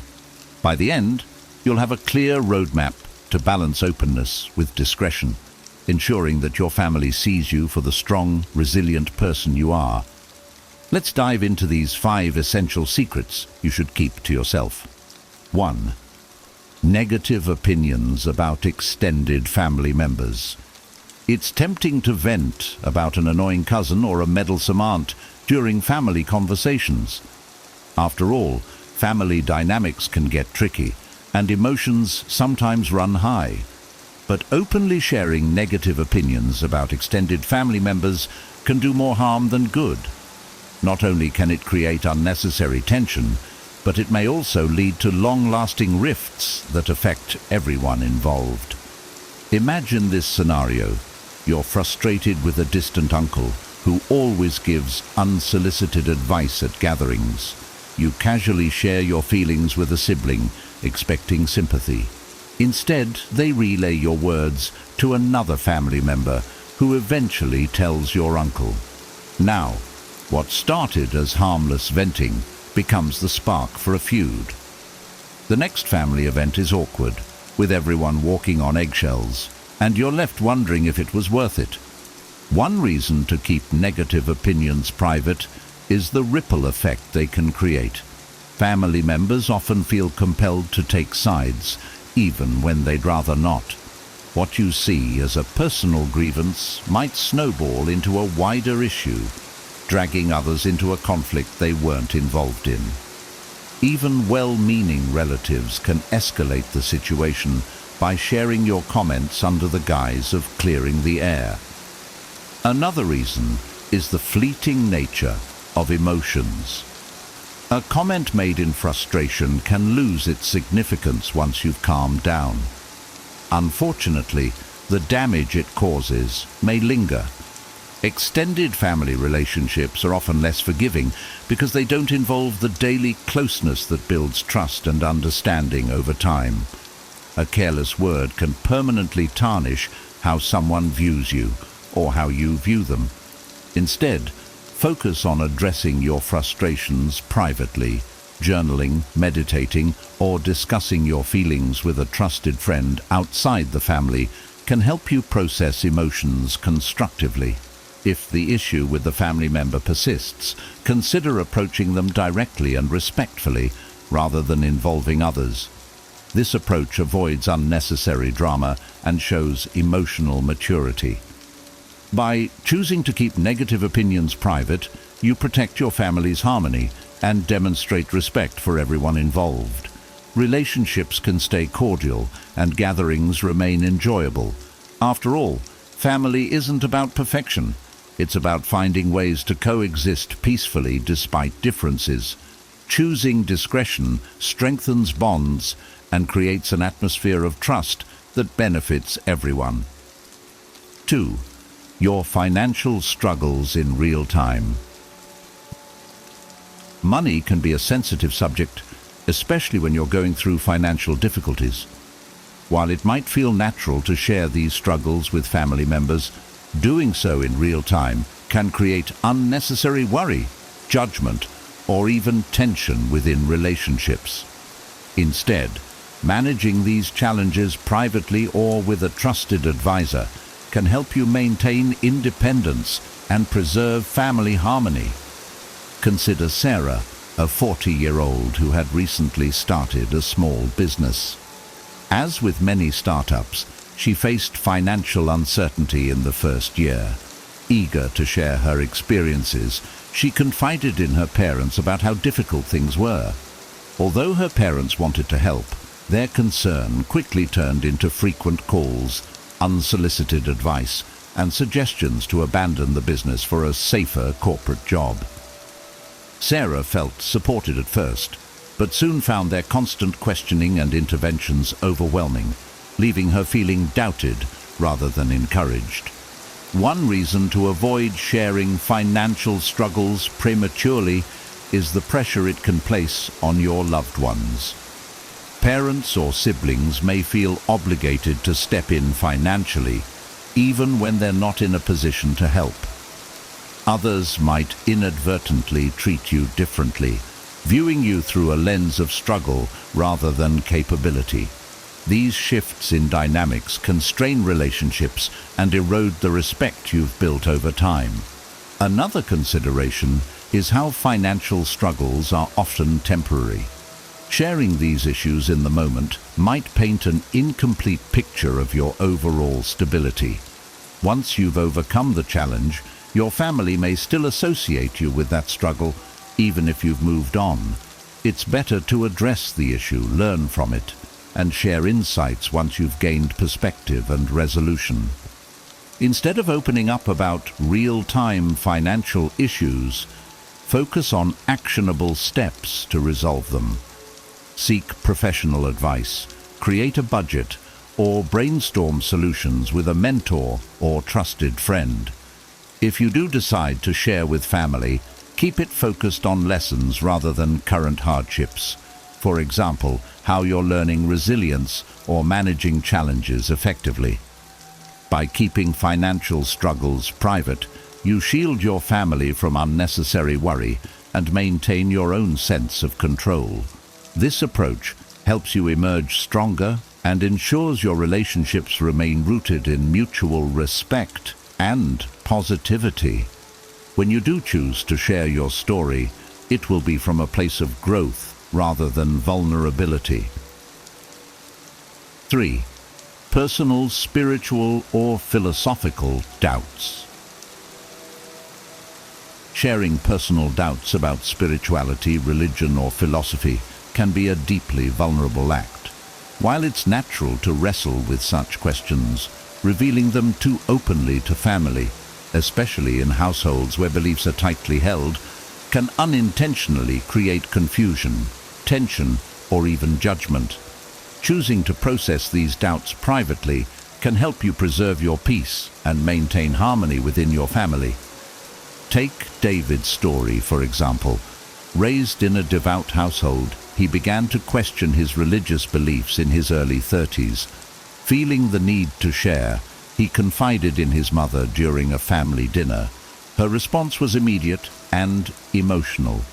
She saw his doubts as a rejection of their shared faith and upbringing. What David intended as a conversation about exploration turned into a heated debate, leaving both parties feeling misunderstood. The following months were marked by strained interactions and an unspoken discomfort that neither could fully address. One reason to keep spiritual doubts private is the deeply personal nature of such journeys. These questions often require time, introspection, and exploration to understand fully. Sharing prematurely may open you up to criticism or advice that feels dismissive or even intrusive. Family members may react defensively, seeing your doubts as a challenge to their own beliefs or a rejection of shared values, even if that's not your intention. Additionally, unresolved doubts may not yet have clarity or answers. Sharing them too soon could lead to misunderstandings or assumptions about where you stand, creating unnecessary friction. Processing these thoughts privately or with a trusted confidant outside the family allows you the space to explore without feeling pressured to defend or justify your feelings. Instead of voicing your doubts openly, consider exploring them through journaling, reading, or speaking with someone who can provide neutral guidance, like a spiritual mentor or therapist. If you feel the need to share with family, frame it in a way that focuses on your exploration rather than presenting it as a definitive stance. For instance, saying, "I'm trying to learn more about my beliefs," is less likely to provoke strong reactions than declaring a sudden shift. By choosing to keep spiritual or philosophical doubts private, you give yourself the freedom to explore without external pressure. This allows you to preserve family harmony while staying true to your personal journey. When the time comes to share your conclusions, you'll do so with clarity and confidence, fostering meaningful and respectful dialogue. 4. Minor health concerns. It's natural to share aspects of your health with your family, especially as you age or experience new physical challenges. However, constantly voicing every minor ache, pain, or discomfort can lead to unintended consequences. Worry, overreaction, or even a shift in how your family perceives you. Choosing to keep minor health concerns to yourself can help maintain a positive and balanced family atmosphere. Let's consider the example of Linda, a 65-year-old retired teacher. she started noticing occasional joint pain in her hands. One day, she mentioned it casually to her son. Concerned, he immediately began researching remedies, suggesting doctor visits and lifestyle changes. While Linda appreciated his care, the response left her feeling overwhelmed and, surprisingly, a bit fragile. Over time, she noticed her family started treating her differently, checking on her constantly and avoiding asking her for help with simple tasks. What started as a small issue turned into a source of unnecessary focus and worry. One reason to avoid sharing every minor health issue is the anxiety it can create for your family. Loved ones may feel obligated to step in, offer advice, or even overcompensate by treating you as if you're less capable than you are. This can alter the dynamics of your relationships, making them feel more like caregivers than equals. Another factor is the psychological impact on you. Constantly discussing health concerns can make them feel bigger than they are, drawing your focus to discomfort rather than wellness. This can unintentionally reinforce a mindset centered on limitation rather than resilience. Instead of vocalizing every small health issue, focus on maintaining your overall well-being. Share positive updates about what's going well, like enjoying a walk or trying a new hobby. If you need support for a more serious issue, choose a trusted family member to confide in without making it the center of attention. By keeping minor health concerns private, you create an environment where your family sees you as strong, capable, and engaged in life. This approach helps preserve your sense of independence and ensures that conversations with loved ones focus on joy and connection, not worry. When serious health issues arise, your family will know you value their support, making those moments more meaningful. 5. Unfulfilled dreams or wishes. We all have dreams we've had to set aside, careers we didn't pursue, places we didn't visit, or passions we didn't fully explore. While these unfulfilled wishes are a natural part of life, sharing them too openly with family can sometimes create unintended sadness or feelings of guilt. Choosing to keep these dreams private allows you to cherish them without burdening loved ones. Take the story of Robert, a retired mechanic who had always dreamed of becoming an artist. In his younger days, he loved painting and even dreamed of opening a small gallery. Life, however, had other plans. He built a career, raised a family, and found satisfaction in other ways. One day, during a casual conversation, Robert shared his dream with his granddaughter, expecting to inspire her with his love for art. Instead, she looked at him with a mix of pity and guilt, saying, "I wish you'd been able to do that, Grandpa." What Robert intended as a heartfelt moment left his granddaughter feeling sad, and as though her existence might have been part of why his dream wasn't realized. This reaction surprised him, making him reflect on whether sharing his unfulfilled wish was the best choice. One reason to hold back on discussing unrealized dreams is that younger family members may misinterpret them as regrets, rather than a natural part of life's journey. They might feel guilty, believing they somehow contributed to your choices or sacrifices, even if that's not true. Another reason is that dwelling too much on what didn't happen can overshadow what did. Life is rarely about achieving everything on our list. It's about finding meaning and joy in the choices we've made. Sharing stories of resilience and fulfillment helps family members see you as someone who embraced life's twists and turns with gratitude. Instead of openly discussing unfulfilled dreams, focus on celebrating the values and experiences that shaped who you are. For instance, if Robert had shared stories of how his artistic creativity enriched his career or his relationships, he could still convey his love for art without unintentionally making his granddaughter feel burdened. By cherishing your dreams privately, you preserve them as personal reminders of who you are and what you value. This approach allows your family to see you as someone who embraced life's journey with strength and gratitude, inspiring them to do the same. 6. Past major mistakes. Our past is full of experiences that shape us, including moments of failure or poor judgment. While it can be tempting to share these stories with family members as cautionary tales, doing so might lead to unintended consequences.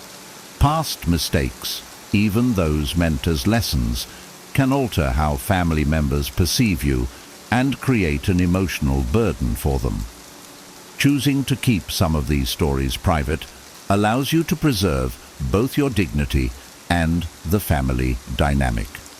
Take the example of Maria, a retired entrepreneur who once invested heavily in a business venture that failed. She shared the story with her son, intending to teach him about financial caution. While he appreciated the lesson, Maria noticed a subtle shift in his behavior. He began questioning her financial advice more often and occasionally joked about her decision in ways that stung.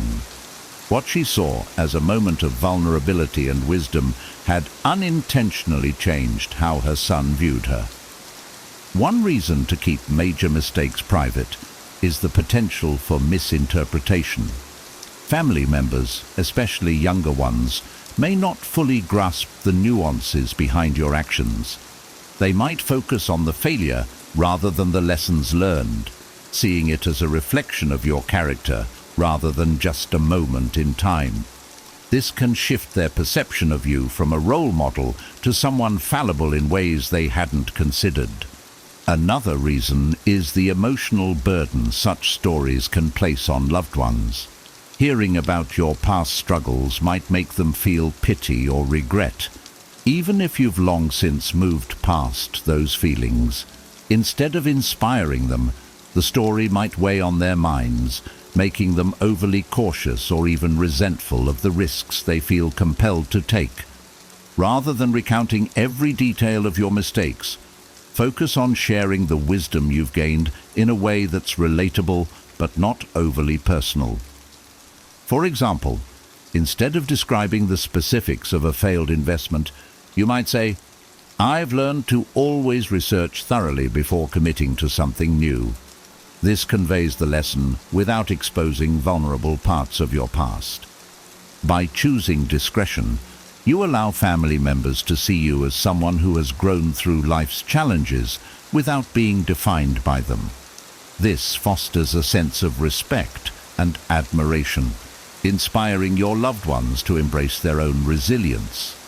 It's not about hiding who you are, but about framing your story in a way that uplifts rather than burdens. Disappointments or dissatisfaction with family. As we watch our loved ones navigate life, it's natural to form hopes or expectations for them. Whether it's wishing they'd chosen a different career, lived closer, or approached life in a way more aligned with our values, these feelings can lead to disappointment. However, openly expressing dissatisfaction with family members' choices often does more harm than good. Choosing silence in these moments fosters trust, respect, and stronger relationships.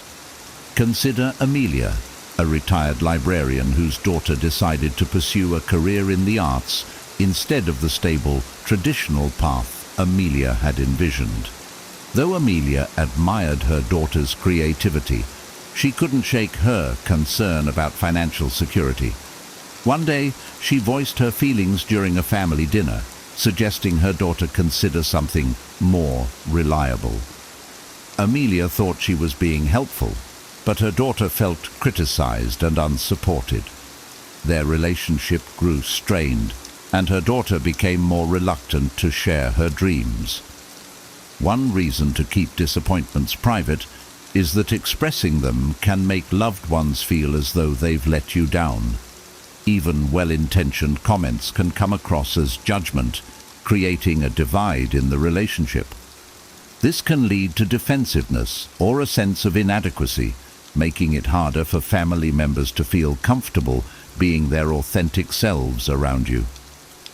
Another reason is the subjectivity of disappointment. Often these feelings stem from our own values, experiences, or expectations rather than an objective reality. What feels like a poor choice to you might be deeply fulfilling to them. Acknowledging this can help you shift your perspective and focus on what truly matters, their happiness and growth. Instead of voicing dissatisfaction, focus on offering quiet support and encouragement. Celebrate their strengths and achievements, even if they differ from what you envisioned. For instance, Amelia could have praised her daughter's creativity and passion while offering practical advice only when asked. This approach shows love and respect, strengthening the bond between them. By choosing silence over criticism, you create a safe, nurturing space where your family members feel accepted for who they are. This fosters open communication and deeper trust, ensuring that your relationships are built on a foundation of love rather than unmet expectations. In the long run, your silent support will speak louder than words, encouraging your loved ones to thrive on their own terms. 8. Conflicts with friends or co-workers. Workplace drama or tensions with friends can be frustrating, and sharing these experiences with family might feel like an easy way to vent or gain perspective. However, airing conflicts with those outside your family can lead to unintended complications. Family members might form lasting negative opinions about the people involved, or even worry excessively about your relationships or professional stability. Choosing to handle these disputes privately helps maintain both your peace and your family's. Take Jason, for example. He recently had a falling out with a longtime friend over a financial disagreement. Feeling frustrated, he shared the story with his sister, expecting sympathy. While she listened and empathized, her opinion of Jason's friend soured. Even after they resolved their issues, Jason noticed his sister remained distant and critical toward his friend, making social gatherings uncomfortable. What Jason saw as a fleeting conflict had left a lasting impression on his sister. One reason to keep conflicts private is that family members often don't have the full context of your relationships. They are more likely to take your side and form judgments based on the version of events you share, which may not always reflect the complexity of the situation.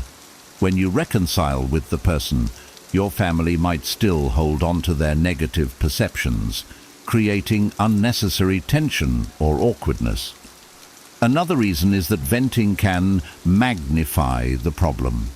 Repeating the story to others can reinforce feelings of frustration or anger, making it harder for you to move on. Handling the conflict directly with the person involved allows you to resolve the issue without outside interference or judgment. Instead of sharing every detail with family, consider finding a neutral outlet to process your feelings, such as journaling, meditating, or speaking with a trusted friend outside the situation. If you must discuss it, frame the conversation as seeking advice rather than airing grievances, keeping it solution-focused. By keeping personal conflicts private, you preserve your relationships and prevent unnecessary drama. This approach also allows your family to see you as someone who handles challenges with emotional maturity and discretion. In the end, your ability to resolve conflicts quietly demonstrates strength and resilience, setting a positive example for your loved ones. When the dust settles, your relationships remain intact, free from lingering judgments or misunderstandings. 9. Your plans for major life. Changes before they're certain. Big life decisions like changing careers, moving to a new city or starting a new venture are exciting but also come with uncertainty. Sharing these plans with family before they're finalized might seem like a good way to involve them, but it can invite unsolicited advice, skepticism, or even unnecessary pressure. Keeping these plans private until you're certain allows you the space to make decisions on your terms. Take Emily's story, for example. She was considering leaving her corporate job to pursue her passion for baking and open a small cafe. Excited yet unsure, she shared her idea with her parents during a casual conversation. Instead of encouragement, she was met with concerns about financial risks and stability. Their questions, though well-meaning, left Emily feeling more anxious and doubtful about her decision. Ultimately, she shelved the idea, not because it wasn't viable, but because the added pressure from her family made it harder to focus on her goals. One reason to keep plans for major changes private is to avoid premature judgment. Family members often respond from a place of concern, offering advice or opinions based on their experiences rather than understanding your vision. This can lead to doubt, second-guessing, or frustration, which might derail your decision-making process. Another reason is the potential to change your mind. Plans for significant changes often evolve as you gather more information or explore new angles. Sharing too early may create expectations among family members, making you feel obligated to follow through even if your priorities shift. Instead of announcing your plans prematurely, focus on gathering the information and resources you need to make an informed decision. Seek guidance from mentors, colleagues, or friends who can provide neutral, practical insights. Once your plans are more concrete, you can share them with your family confidently, framing the conversation around your well-thought-out decision. By keeping major life changes private until you're ready, you protect your decision-making process from unnecessary external influence. When you do share your plans, your confidence and clarity will inspire your family's trust and support. This approach not only preserves your peace, but also strengthens your ability to navigate life's transitions with independence and resilience. It's not about excluding your loved ones, but about ensuring you involve them at the right time on your terms. 10. Personal plans for assets. Discussing your plans for assets and inheritance might seem like a way to assure your family of their future, but sharing too much too soon can lead to unintended consequences. Misunderstandings, assumptions, or even conflicts can arise when these topics are brought up prematurely. By keeping your asset plans private until the right time, you ensure family relationships stay focused on love and connection rather than material concerns. Consider Robert, a retired banker who had spent years carefully planning his estate. Eager to share his intentions, he casually mentioned to his two children how he planned to divide his assets. What started as a simple conversation quickly turned into a heated discussion, with both children sharing opinions on how things should be handled. Robert hadn't expected his private plans to spark tension, but now he felt caught in the middle, his original intentions overshadowed by disagreements. One reason to keep these plans private is the potential for disputes among family members.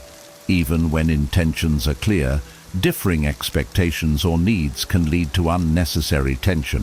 Family members might unintentionally focus on material aspects rather than the relationships that truly matter. Another reason is the pressure it can place on you. Sharing plans too early might make you feel obligated to consider everyone's opinions, even when they don't align with your goals or values. This can lead to feelings of frustration or even regret as you navigate family dynamics while trying to finalize your decisions. Instead of discussing your plans openly, consider working with a trusted financial advisor or estate planner to ensure everything aligns with your wishes. When the time comes to share your intentions, do so with clear documentation and an explanation rooted in love and fairness. This approach minimizes confusion and ensures your decisions are respected. By keeping asset plans private, you create a sense of peace and independence around your decisions. Family time can remain focused on connection and shared memories rather than future expectations. When you do share your plans, it will be with confidence, allowing your loved ones to respect your choices and the legacy you're leaving behind. Ultimately, this discretion protects the harmony and trust within your family, ensuring relationships remain the priority over material concerns. As we journey through life, we learn that some things are best kept close to the heart. Choosing what to share and what to keep private isn't about secrecy. It's about protecting your peace, preserving your relationships, and fostering an environment of respect and understanding. By thoughtfully balancing openness with discretion, you can deepen your family connections while staying true to yourself. If this video resonated with you, please give it a thumbs up and consider subscribing to our channel. Your support helps us continue sharing practical advice and timeless wisdom for a fulfilling and balanced life. We'd love to hear your thoughts and takeaways. What stood out to you the most? Are there any lessons you've learned about what to keep private? Share your insights in the comments below. Your perspective could inspire someone else. Thank you for watching, and we'll see you in the next video.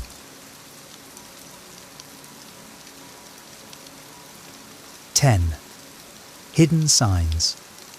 Your boss doesn't value you, and how to deal with this problem. Have you ever felt invisible at work? You put in hours of effort, exceed expectations, and contribute meaningfully, yet the recognition you hope for never comes.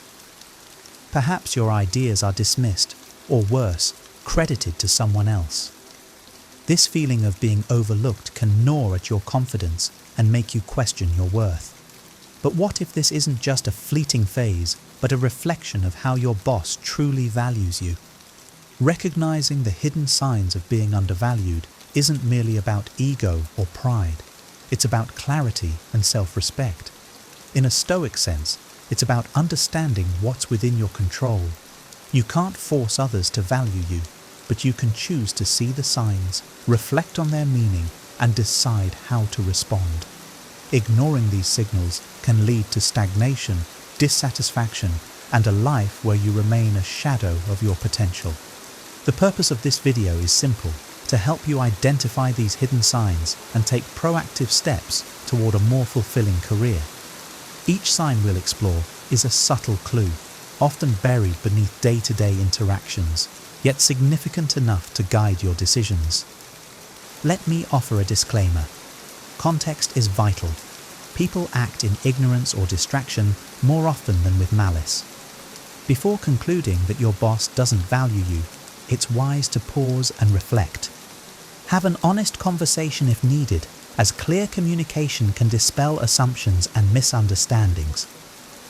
As Marcus Aurelius once said, if you are distressed by anything external, the pain is not due to the thing itself, but to your estimate of it.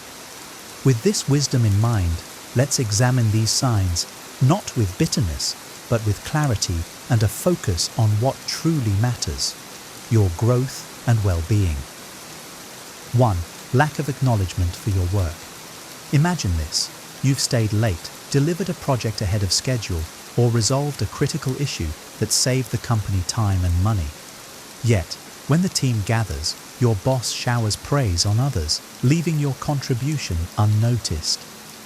Over time, this pattern erodes your confidence and creates a nagging question: do they even see what I bring to the table? From a Stoic perspective, acknowledgement isn't something we control.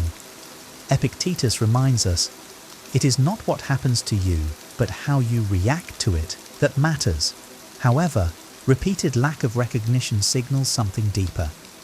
If your efforts consistently go unnoticed, it may reflect not your worth, but your boss's priorities or lack thereof. What can you do? Start by documenting your contributions. When the time is right, calmly present them to your boss in a review or one-on-one meeting.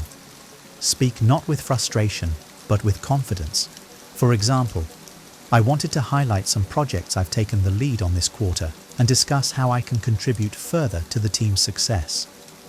This approach anchors your worth in tangible evidence and invites collaboration. Remember, acknowledgement is a reflection of others, not a measure of your value. Don't let their neglect diminish your internal sense of accomplishment. Seek workplaces or leaders who align with your contributions, but above all, value yourself first. 2. No opportunities for growth. A stagnant role is a silent threat to your potential. If your boss overlooks you for training sessions, fails to mention promotion opportunities, or hesitates to assign challenging projects, it's a sign they don't see you as part of the bigger picture. Growth is not merely an ambition, it's a necessity for your professional well-being. Seneca advises, as long as you live, keep learning how to live. If your workplace denies you this fundamental right, ask yourself, is this the environment that aligns with my aspirations? To address this, take the initiative. Research growth opportunities within or outside your company. Ask for specific feedback on what skills you should develop to qualify for the next level.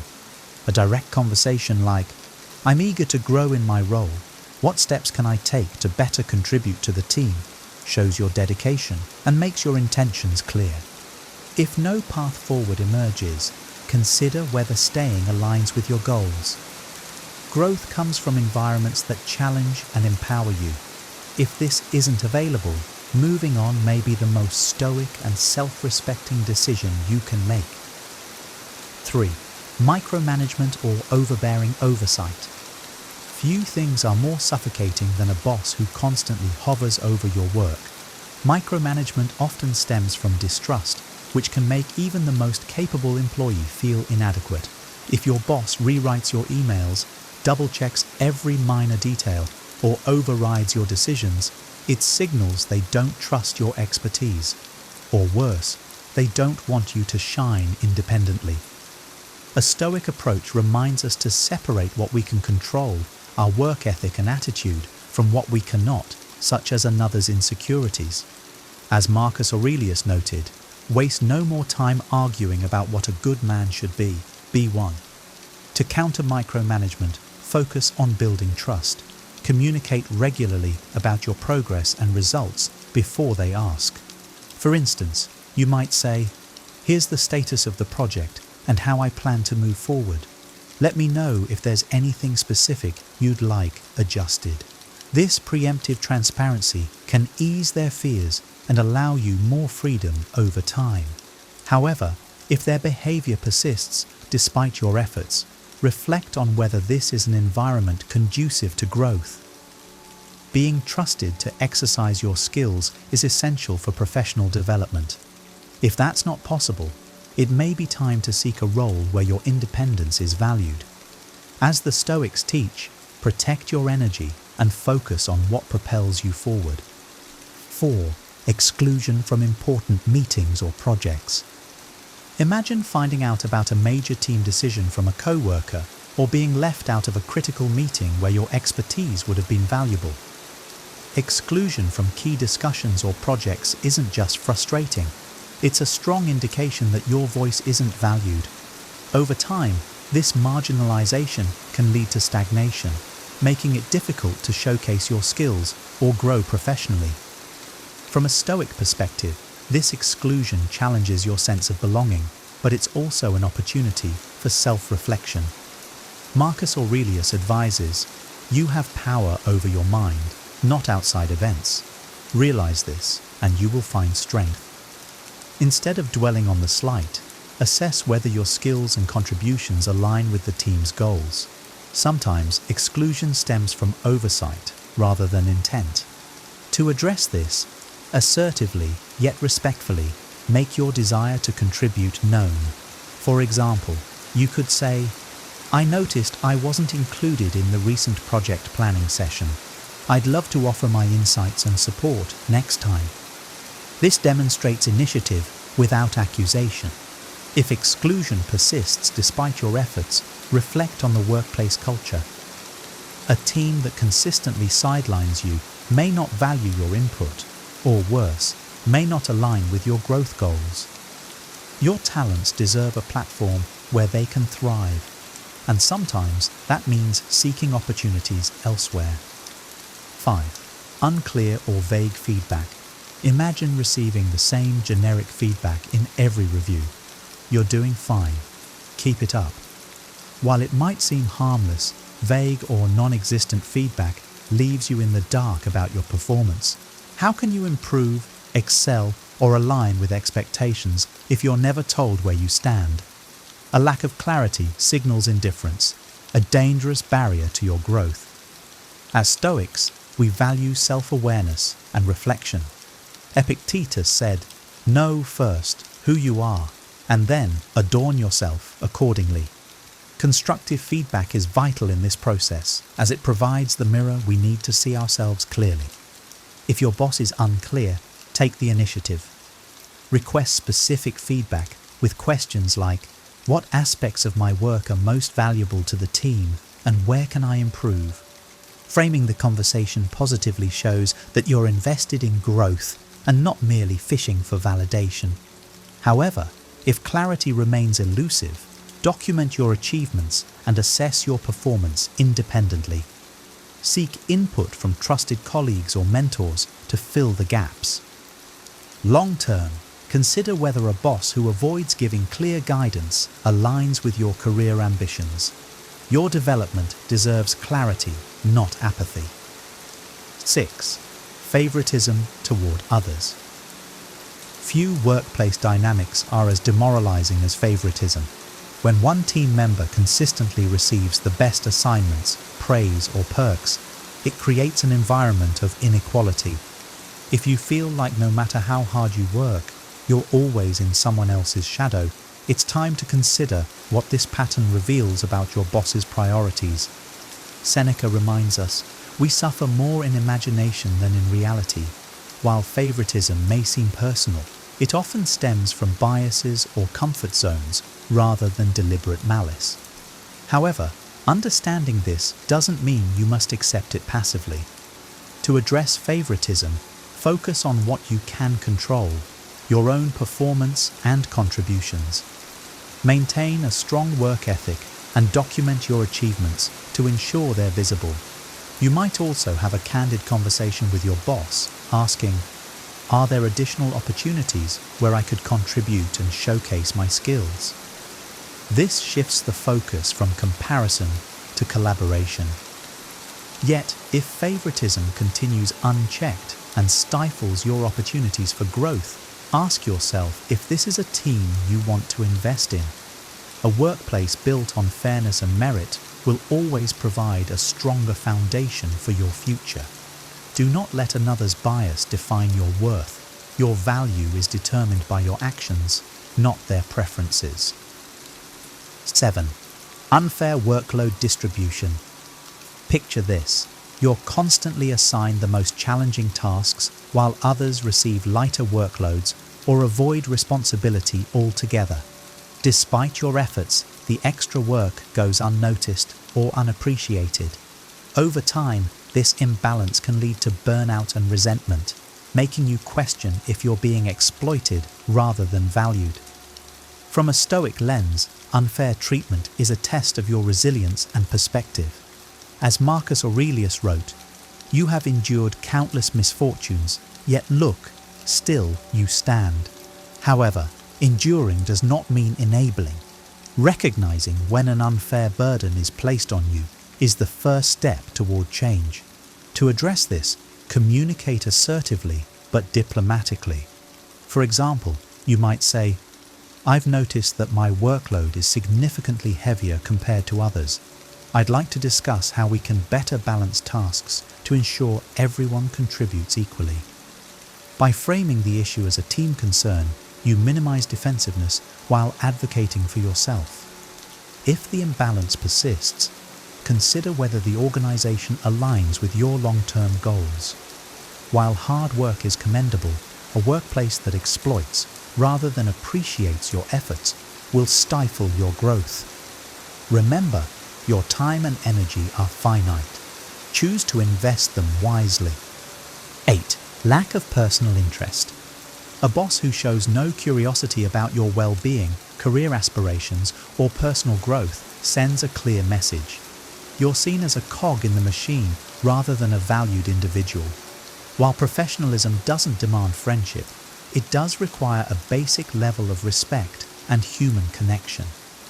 The Stoic philosopher Epictetus reminds us, "What concerns me is not the way things are, but the way people think things are." A lack of personal interest may stem from a boss who views employees purely in terms of productivity, not individuality. This mindset, while disappointing, reflects more on them than on you. To address this, initiate conversations about your goals and development.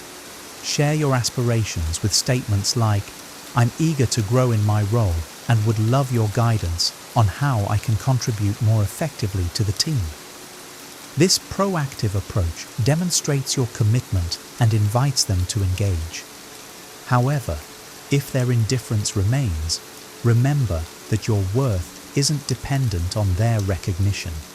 Seek mentorship elsewhere and align yourself with leaders who see your potential.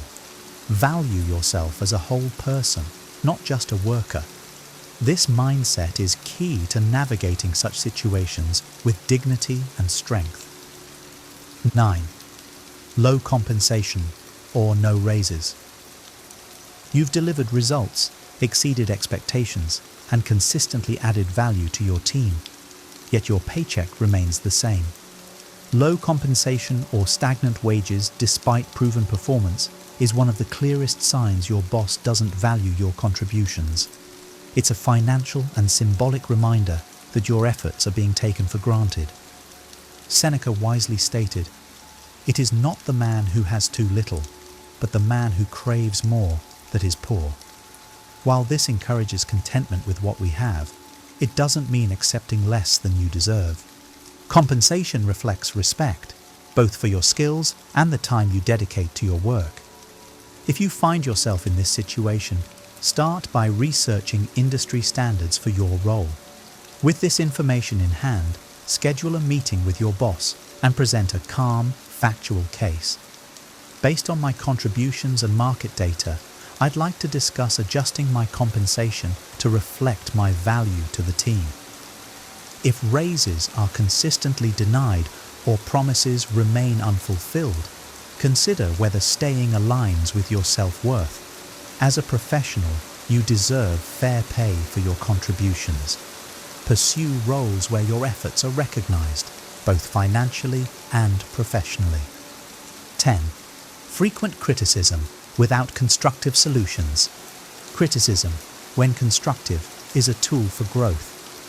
But when your boss frequently focuses on your flaws without offering guidance to improve, it becomes a source of demoralization rather than development.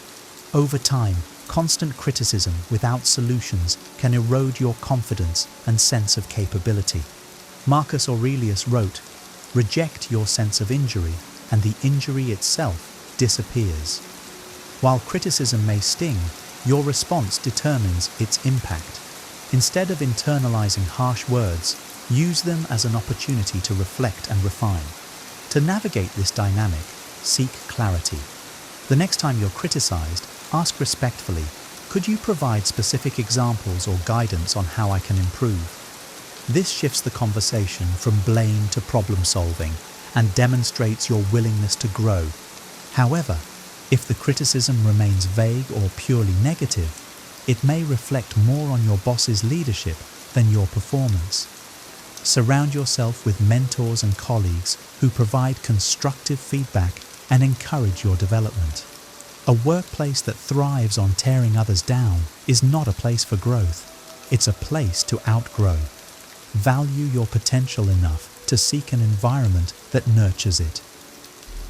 Solutions and how to handle the situation.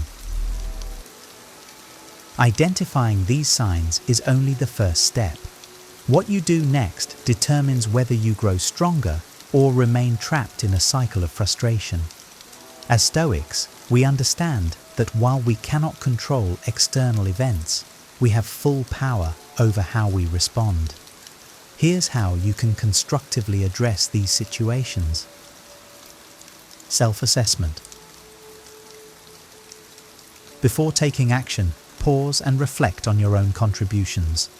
Are you meeting or exceeding expectations? Are there areas where you can improve? As Epictetus said, first, say to yourself what you would be, and then do what you have to do.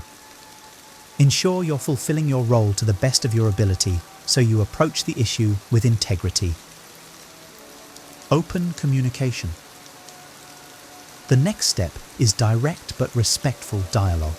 Schedule a meeting with your boss to discuss your concerns. For example, say, "I'd like to understand how I can contribute more effectively and align my goals with the team's objectives."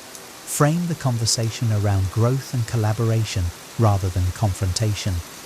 This Stoic approach focuses on solutions rather than dwelling on the problem. Document achievements. Keep a detailed record of your accomplishments, challenges you've overcome, and any measurable contributions you've made. This provides tangible evidence of your value. When presenting your case, be factual and calm. Your work speaks louder than emotion. Seek support. If the situation doesn't improve, consider seeking guidance from HR, a trusted mentor, or colleagues. Outside perspectives can provide clarity and solutions you might not have considered. Personal growth strategies. Ultimately, growth is in your control. Invest in learning new skills, networking, or exploring lateral moves. If the current environment doesn't align with your aspirations, it's not failure. It's wisdom to seek a place where you can flourish. As Seneca wisely noted, "As is a tale, so is life. Not how long it is, but how good it is what matters."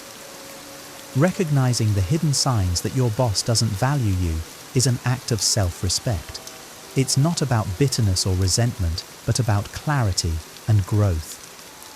Ignoring these signs can lead to stagnation, but addressing them with courage and wisdom paves the way for a brighter future. The Stoics remind us to focus on what we can control, our actions, our responses, and our decisions. You can't always change your boss or your workplace, but you can choose to advocate for yourself, to grow, and, when necessary, to move on to an environment where your contributions are truly valued. Ultimately, your worth isn't determined by others' recognition. It comes from knowing the value you bring and the integrity with which you carry yourself. As Marcus Aurelius said, "If it is not right, do not do it. If it is not true, do not say it." Honor your worth by taking steps that align with your principles and ambitions. Remember, prioritizing your professional growth and mental well-being isn't selfish. It's essential. You deserve a workplace that respects and appreciates your contributions. Take action, stay true to your values, and watch as opportunities that align with your worth unfold before you. If you've experienced these signs, share your story in the comments. And don't forget to like, subscribe, and join us next time for more insights on building a wiser, stronger career. 12 signs of poor boundaries. Imagine navigating through life without the weight of constant worry, resentment, or self-doubt. Picture a reality where your sense of self remains unshaken, no matter the external pressures. This serene existence is within reach, rooted in the ancient wisdom of Stoicism and the mastery of setting healthy boundaries. Boundaries profoundly impact our lives, influencing our relationships, mental and physical health, and our very identity. In this enlightening discussion, we explore the 12 signs of poor boundaries, unveiling how these often overlooked aspects can entangle us in toxic relationships, exhaust our mental and physical health, and erode our true selves. Through the lens of Stoic philosophy, each sign is dissected, offering timeless strategies to reclaim control, build resilience, and live with greater integrity and purpose. Ready to transform your life and relationships? Let's uncover the wisdom behind setting boundaries and embracing your true self. Number 1. Neglecting personal growth. Neglecting personal growth is a telltale sign of poor boundaries, a concept deeply rooted in the Stoic philosophy. Stoicism emphasizes the pursuit of self-improvement and living a life aligned with virtue. When one overcommits to the needs of others, personal development is often sacrificed. This neglect not only stifles one's potential, but also leads to a life unfulfilled. The Stoics remind us that the highest good lies within, and thus we must prioritize our own growth to achieve true contentment. Embracing the Stoic principle of continuous self-improvement requires setting boundaries that allow for reflection, learning, and the cultivation of inner virtues. By doing so, we honor our true selves and contribute more meaningfully to the world around us. Remember, personal growth is not a selfish endeavor, but a necessary foundation for a life of wisdom and resilience. Set boundaries that protect your time and energy, ensuring that you can focus on becoming the best version of yourself. In doing so, you not only elevate your own life, but also inspire and uplift those around you. Number 2, over-focus on others. The Stoic philosophy teaches us the importance of balance, especially when it comes to our focus on others. Over-focusing on the needs of others at the expense of our own well-being is a clear sign of poor boundaries. While helping others is a noble pursuit, it must not lead to self-neglect. The Stoics urge us to maintain our inner tranquility and self-care, for only then can we be truly effective in our service to others. Excessive self-sacrifice leads to burnout and diminishes our capacity to support those we care about. By setting healthy boundaries, we ensure that our efforts to assist others do not come at the cost of our own health and happiness. In Stoic terms, this balance is achieved by recognizing our sphere of control and focusing on what we can manage, our own actions and reactions. Protect your well-being by establishing clear limits on how much you extend yourself for others. This practice not only preserves your energy, but also enhances the quality of your support, allowing you to serve from a place of strength and stability. Number 3, the loss of self. Losing one's sense of self is a profound consequence of poor boundaries. The Stoics champion the idea of knowing and embracing one's true nature, staying steadfast in one's principles and purpose. When boundaries are weak, individuals often absorb the identities and roles of those around them, leading to a diluted sense of self. This erosion of personal identity is contrary to Stoic wisdom, which emphasizes self-awareness and authenticity. To live a virtuous life, one must maintain a strong sense of self, unshaken by external influences. Setting firm boundaries allows you to remain true to your values and inner compass. The Stoics remind us that our primary duty is to ourselves, to cultivate our character and live in accordance with our principles. By doing so, we not only preserve our identity, but also offer genuine and unwavering support to those around us. Protect your sense of self by clearly defining your boundaries, ensuring that you remain rooted in your true identity, regardless of external pressures. Number 4, fear of rejection and abandonment. Fear of rejection and abandonment can cripple our ability to set healthy boundaries, yet Stoic wisdom offers a path to overcome these fears. Stoicism teaches us to cultivate resilience and independence, focusing on what we can control: our thoughts, actions, and reactions. This internal strength diminishes the power of external fears. When we fail to set boundaries due to fear of being left or rejected, we give away our peace of mind. The Stoics urge us to seek contentment within ourselves rather than relying on external validation. This shift in perspective empowers us to establish boundaries that protect our well-being without the anxiety of losing others' approval. By embracing the Stoic principle of inner resilience, we become less dependent on the whims of others and more grounded in our own worth. Set boundaries confidently, knowing that true relationships will respect and honor them. In doing so, you create a life anchored in self-respect and inner strength, immune to the destabilizing effects of fear. Number 5, resentment and annoyance. Resentment and annoyance often arise from overextending ourselves due to poor boundaries. The Stoics advise us to manage our emotions by accepting what we cannot control and focusing on our own actions. When we neglect our boundaries, we often find ourselves frustrated and resentful, feeling taken advantage of by others. Stoic wisdom teaches us that these negative emotions are indicators of our own missteps in maintaining boundaries. By recognizing and addressing the root cause, our failure to set limits, we can reclaim our peace of mind. Establishing clear boundaries is an act of self-care that aligns with Stoic principles. It allows us to interact with others from a place of balance and composure rather than frustration. Accept the responsibility for your boundaries and use them to protect your emotional well-being. By doing so, you transform resentment into tranquility, fostering healthier and more respectful relationships.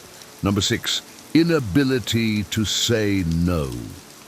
The inability to say no is a common sign of poor boundaries, and Stoic philosophy provides valuable guidance on this issue. The Stoics remind us that true self-respect involves making choices that align with our values and well-being. Saying no when necessary is a form of self-care and integrity. When we consistently agree to tasks or favors out of fear of conflict or disappointing others, we compromise our own needs and values. The Stoic advocate for a life of virtue, which includes the courage to say no when it is in our best interest. This practice not only preserves our energy and focus, but also ensures that our commitments are genuine and meaningful. Embrace the Stoic principle of living according to your true nature by confidently setting boundaries and saying no when needed. This act of self-respect not only enhances your own well-being, but also fosters more authentic and balanced relationships. Number 7, passive aggressiveness. Passive aggressiveness is a subtle yet destructive sign of poor boundaries. Stoicism promotes clear and honest communication rooted in respect and understanding. When we fail to set and communicate our boundaries directly, frustration and unmet needs often manifest as passive-aggressive behavior. This indirect expression of dissatisfaction creates confusion and resentment in our relationships. The Stoics teach us to address issues head-on with calmness and clarity, ensuring that our interactions are based on mutual respect. By setting clear boundaries and communicating them openly, we avoid the pitfalls of passive aggressiveness. This approach fosters healthier relationships and aligns with the Stoic ideal of living in harmony with others. Embrace the courage to communicate your needs and boundaries directly, creating a foundation of respect and understanding in all your interactions. Number 8, people-pleasing. people-pleasing is a clear indicator of poor boundaries and a significant barrier to living a virtuous life. Stoicism teaches us to seek inner contentment and integrity over external approval. When we prioritize pleasing others over our own needs and values, we compromise our true selves and invite imbalance into our lives. The Stoics remind us that our worth is not determined by others' opinions, but by our own virtuous actions.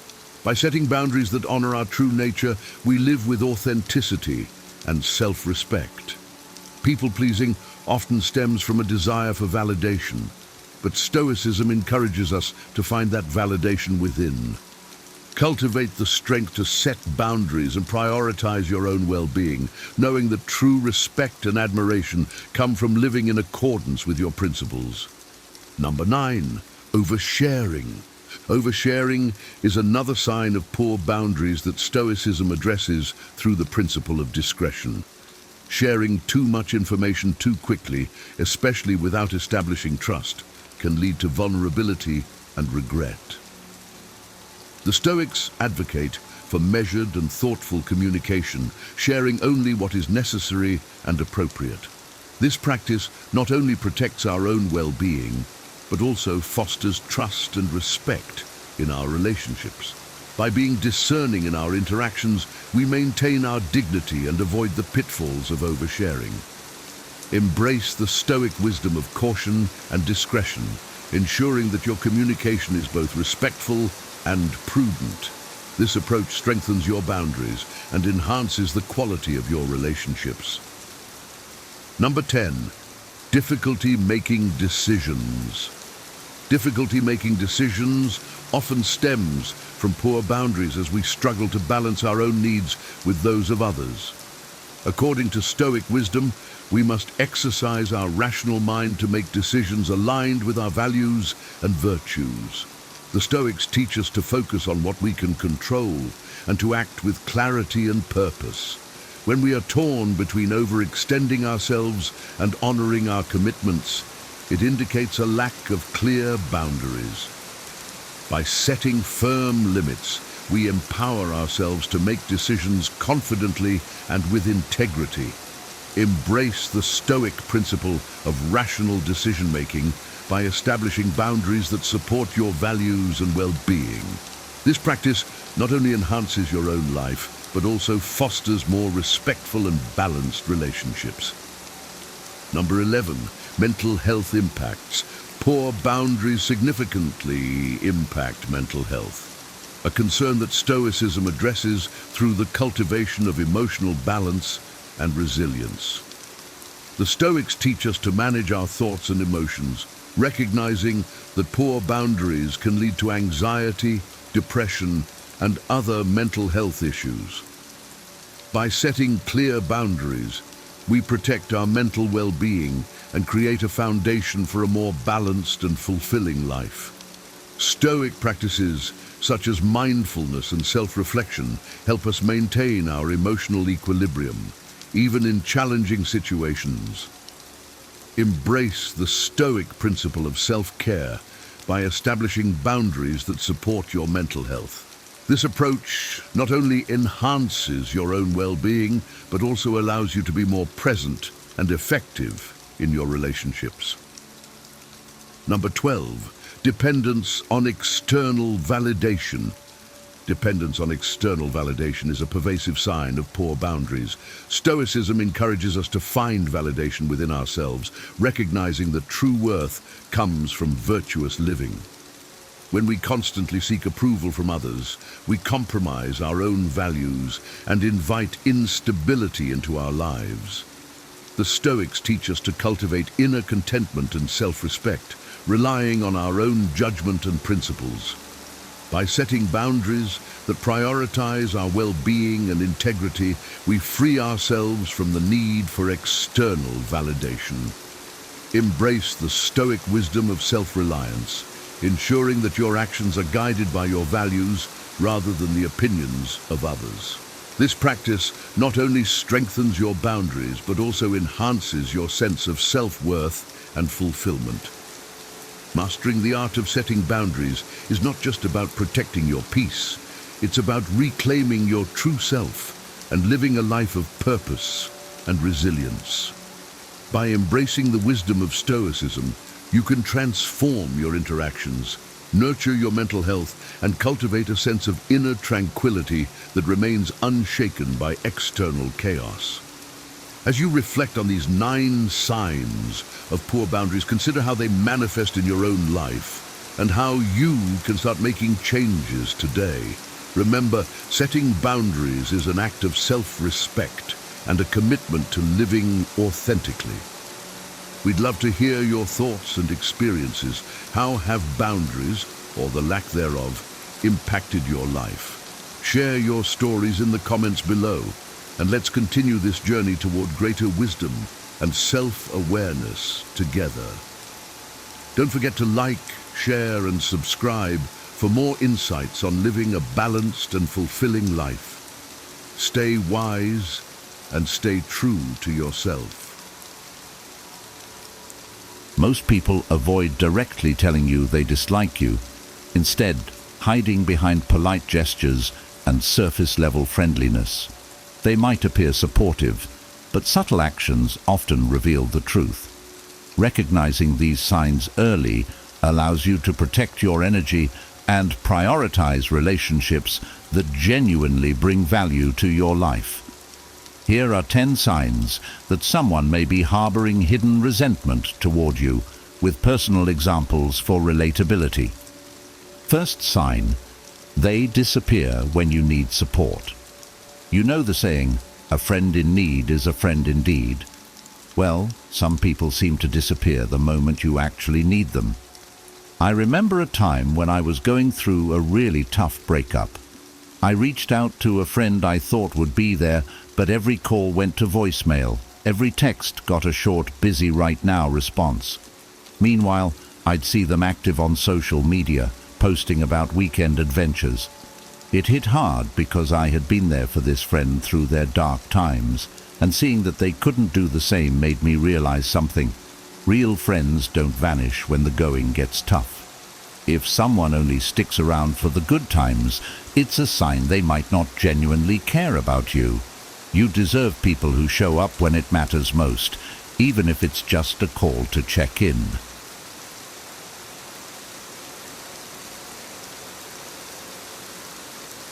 Second sign: subtle exclusion from plans.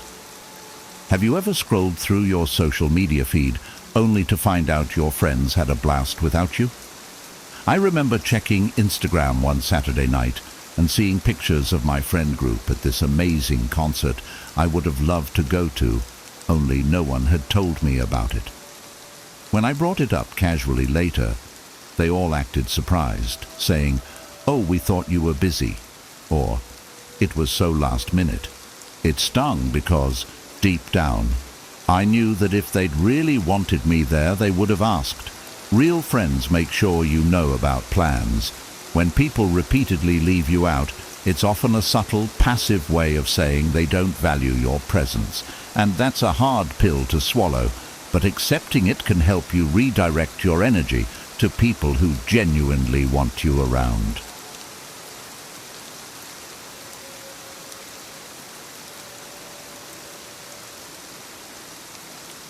Third sign: their jokes are always at your expense. Light-hearted teasing is one thing, but when someone's jokes consistently poke fun at your insecurities or flaws, it's a red flag. I used to laugh along with a friend who'd constantly make jokes about my quirky work habits or the way I'd dress, thinking it was harmless. But over time, those jokes started chipping away at my confidence. I'd second-guess what I wore or feel self-conscious about speaking up at work. If someone's jokes leave you feeling small or hurt, it's often a way of masking deeper resentment or disrespect. A real friend doesn't need to mock your quirks to have a laugh. They support you as you are. Learning to say, "That's not funny to me," and setting boundaries with so-called jokes can make a huge difference in how you see yourself and how others treat you. Fourth sign, they avoid physical contact. Have you ever gone to give someone a high five, a hug, or even just a casual touch on the shoulder, only for them to pull away like you're contagious? I had a colleague who was warm and friendly with everyone else, but every time I'd offer a simple handshake or friendly pat, they'd awkwardly sidestep it. At first I thought maybe they just weren't a touchy person, but seeing them be tactile with everyone else was a bit of an eye-opener. Physical contact is a basic human connection, so when someone goes out of their way to avoid it with you, they're communicating a level of discomfort or distance. It might be hard to admit, but paying attention to these subtle cues can save you from investing in relationships where the other person isn't fully on board. Tranquil. Fifth sign, they give backhanded compliments. Have you ever received a compliment that didn't feel good at all? Once, after pouring my heart into a work project, a colleague looked at me and said, "Wow, that turned out surprisingly well for you." It was one of those compliments that left me feeling confused and a little bruised. It took me a while to realize that they weren't genuinely happy for me. They were subtly putting me down.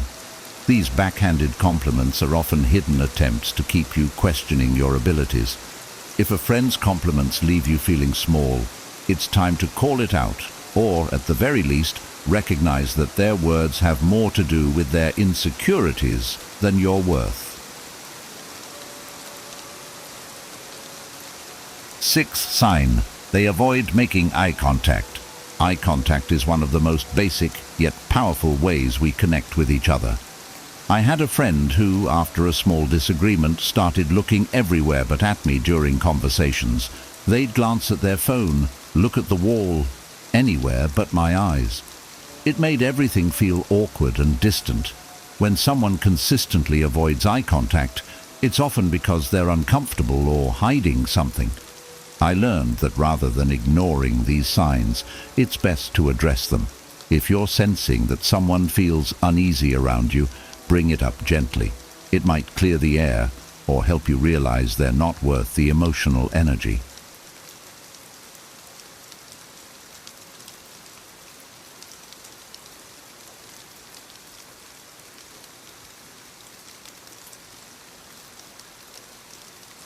Seventh sign, they're busy, only when it comes to you. Have you ever had a friend who's always busy when you try to make plans, but somehow has time for everyone else? I tried reconnecting with an old friend, only to be met with excuse after excuse. Meanwhile, I'd see them hanging out with mutual friends. It's hard to admit, but the truth is, if someone really wants to spend time with you, they'll find a way. I learned that it wasn't about their schedule, it was about their priorities. Real friends don't keep you on the back burner. They make time for you because they want you in their life. So if someone is constantly busy just with you, it may be time to stop chasing after them. Eighth sign, they gossip about you behind your back. Gossip can be incredibly painful, especially when it comes from someone you trusted. I once confided in a friend about a personal issue, only to hear a distorted version of my story come back to me from mutual friends. When I confronted them, they acted like it was no big deal. But gossip is never harmless. It's a betrayal that erodes trust. True friends respect your privacy and protect your reputation.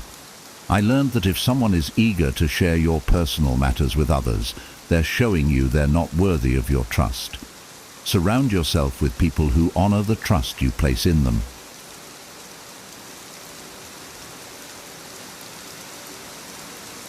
Ninth sign, they regularly undermine your opinions. When someone constantly shoots down your ideas or always corrects your opinions, they're subtly showing they don't value your perspective. I remember sharing my opinion in a group setting, only for one person to jump in with, "Well, actually," every time. It wasn't that they disagreed, it was that they seemed determined to undermine me. It felt like they enjoyed making me second-guess myself. Real friends don't need to assert dominance over you. They respect your opinions even when they differ. When you notice this pattern, remind yourself that your voice matters and don't let someone else diminish it. 10th sign. They're polite but distant. Have you ever met someone who's always polite but never genuinely warm?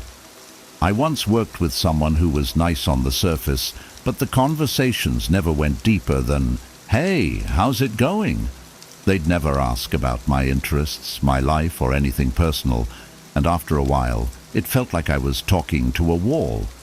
Sometimes politeness can be a mask, a way for someone to keep you at a comfortable distance without building any real connection.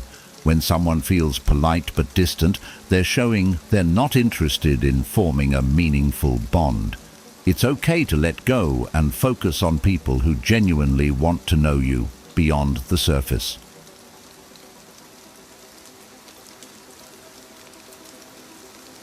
Recognizing these signs isn't always easy, especially when you want to see the best in people, but taking a step back and observing how others treat you allows you to invest your energy in relationships that are authentic and fulfilling. Stoicism teaches us that self-respect and emotional peace are worth more than maintaining connections with those who don't value us. By paying attention to these signs, you can create space for people who genuinely support, celebrate, and uplift you, enriching your life in ways that truly matter. Here are the 10 spaces that shape a life of wisdom and purpose, especially for older people. From the sanctuary of a peaceful home to the awe of travel, these places nurture the soul and reflect the art of intentional living. They inspire connection, offer solace, and provide the perspective to navigate life's challenges with grace. Which of these spaces resonates with you? Share your thoughts in the comments, and if you found this video meaningful, don't forget to like, subscribe, and share it with someone who might need this wisdom.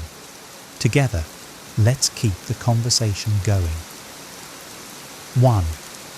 The comfort of a peaceful home. A peaceful home isn't just a luxury, it's a sanctuary. It's the place where chaos finds its boundary and where order reigns supreme. For older people, this isn't merely about having nice furniture or spotless floors. It's about creating an environment that nurtures the soul. Stoicism teaches us that we cannot control the outside world, but we can control how we arrange our immediate surroundings. This principle resonates deeply when you walk into a home that feels like a gentle embrace, a space carefully curated to support a calm and reflective mind. Imagine coming home after a day filled with noise and demands. You step into your home and it greets you like an old friend. Everything is in its place, not because it has to be perfect, but because you've created a space where you can breathe. This isn't indulgence, it's discipline, the kind that Marcus Aurelius practiced when he set his thoughts in order through journaling. Your home becomes a physical manifestation of that effort.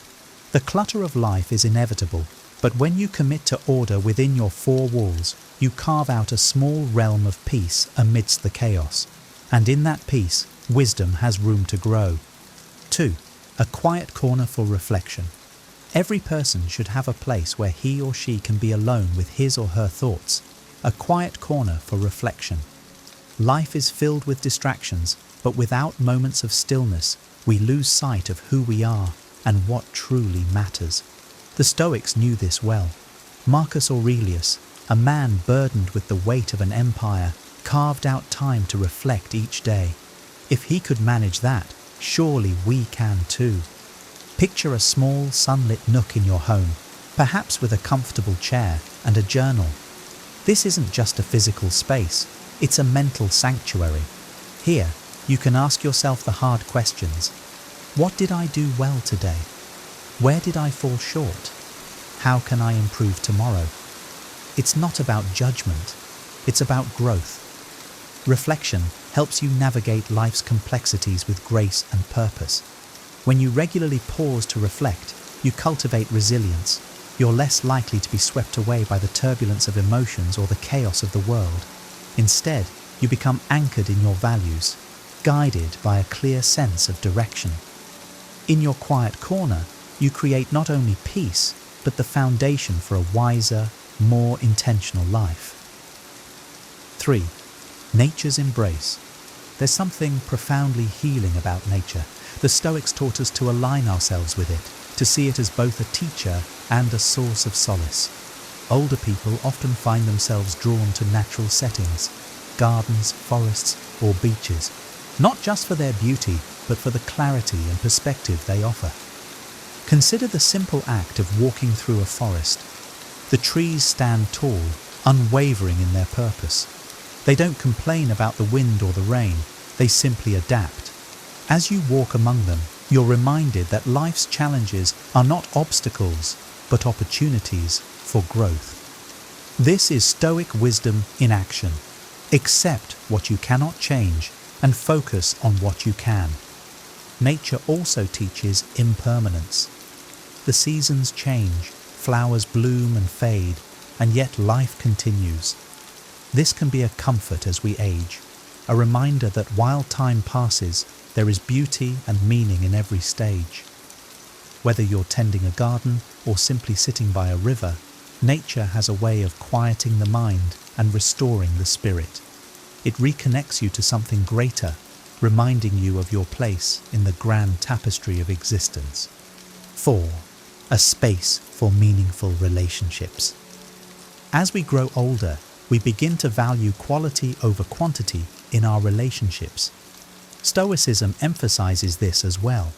It's not about how many people you know, but about the depth and virtue of those connections. Older people often crave spaces where they can nurture these relationships, places to share a meal, a laugh, or a heartfelt conversation. Think about a warm kitchen table, the kind where stories are told and bonds are strengthened. These moments don't happen by accident. They require effort and intention. Seneca once said, "Associate with people who are likely to improve you." This doesn't mean cutting ties with everyone who challenges you, but rather surrounding yourself with those who inspire you to be better. Meaningful relationships are reciprocal. They require kindness, patience, and a willingness to listen. And when these relationships are nurtured in a thoughtful space, be it a cozy living room or a park bench, they become a source of joy and resilience. Such connections remind us that, even in solitude, we're never truly alone. The love and wisdom we share with others become a legacy that outlives us. 5. Libraries or places of learning. Wisdom is a lifelong pursuit. Older people often find themselves drawn to libraries or other places of learning, not because they lack knowledge, but because they've discovered the joy of continuous growth. This echoes the Stoic belief that education never ends. Epictetus taught that we should always be students, open to new ideas and perspectives. Imagine the quiet hum of a library. He or shelves filled with books hold the insights of generations, waiting to be uncovered. For some, this is a space to revisit old classics. For others, it's a chance to explore new fields. It's not just about acquiring knowledge, it's about feeding the mind and nourishing the soul. Learning also helps us navigate the uncertainties of life. When you immerse yourself in philosophy, history, or science, you gain tools to approach challenges with wisdom and calm. A person who commits to learning not only enriches his or her own life, but also sets an example for those around his or her. He or she shows that it's never too late to grow, adapt, and find meaning in the pursuit of knowledge. 6. A nurturing sanctuary for the body. Our bodies are vessels through which we experience the world, and as we age, nurturing them becomes not just a necessity, but a mindful practice. Older people often gravitate to spaces like yoga studios, gyms, or even quiet rooms for stretching and meditation. The Stoics, though often associated with the mind, understood the importance of caring for the body as well. After all, Physical health supports mental clarity and resilience. Think about how a simple yoga session can shift your entire mood. The act of stretching and breathing not only strengthens the body, but also calms the mind. Stoic philosopher Epictetus emphasized the importance of discipline in daily habits, including how we treat our physical selves. This isn't about vanity, it's about maintaining strength and energy to engage with life fully. Creating a sanctuary for your body doesn't require luxury. It can be as simple as a small mat in your home or a favorite walking path. What matters is the intention behind it. Caring for your body is an act of gratitude. It's a recognition of the gift it is and a commitment to keep it well tuned for the challenges and joys of life. 7. A sacred place of legacy. As the years pass, many people begin to reflect on their legacy, what they will leave behind for those they love and the world they've touched.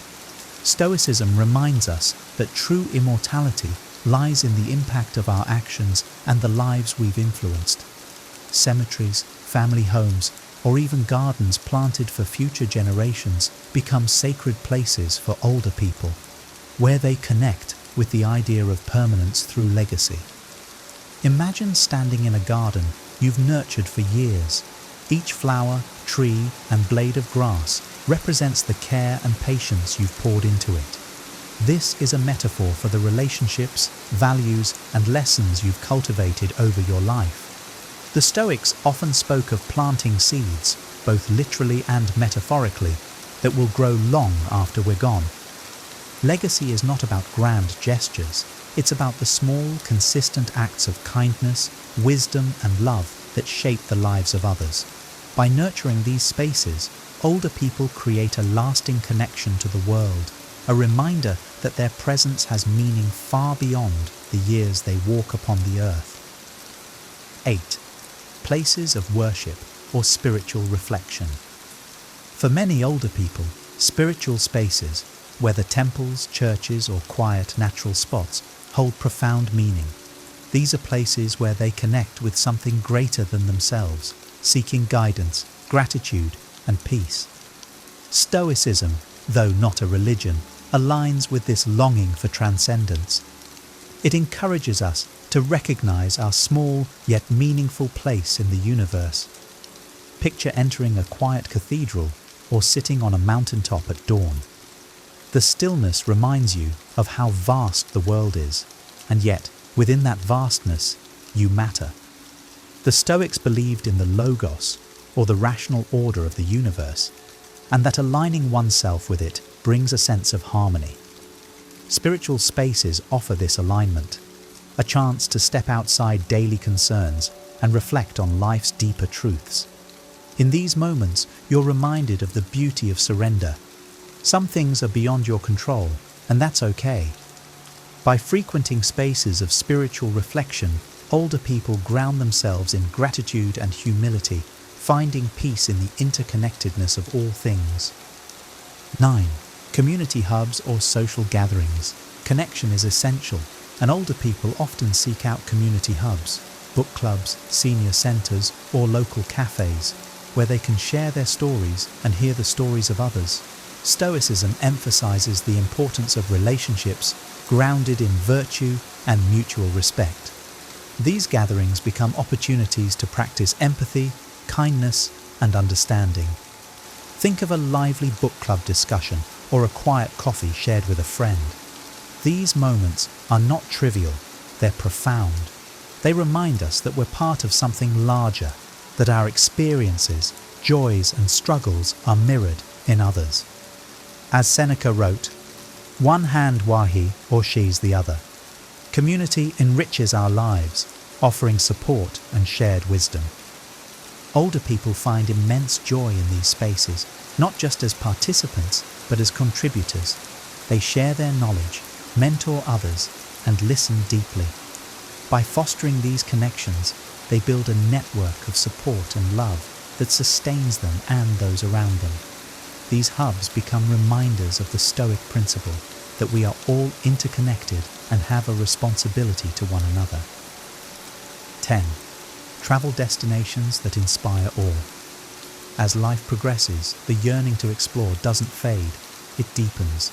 Older people often seek travel destinations that inspire awe, whether it's ancient ruins, towering mountains, or bustling cultural hubs. The Stoics valued travel not as an escape, but as a way to expand the mind and deepen one's understanding of the world.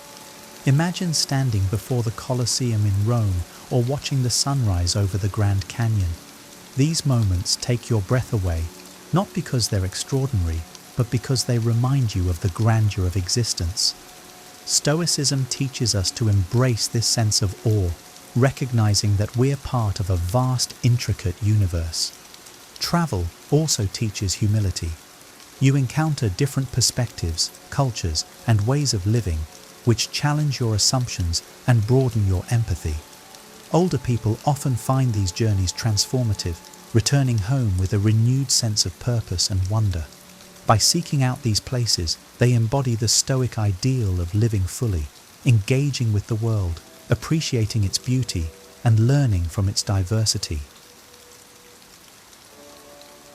10 signs you're dealing with an evil person. Have you ever encountered someone who seems to thrive on causing chaos and pain in others' lives? It's a chilling realization, but evil people exist, and their impact can be devastating. Welcome to today's video, where we delve into a topic that's both fascinating and frightening: the signs you're dealing with an evil person. Whether you've crossed paths with such individuals or fear that someone close to you is exhibiting troubling behavior, this is a discussion you cannot afford to miss. Evil people aren't just difficult, they lack empathy, manipulate and control with a cold precision that leaves a trail of destruction in their wake. Stay with us as we uncover the 10 telltale signs of evil, offering wisdom and strategies to protect yourself from their toxic influence.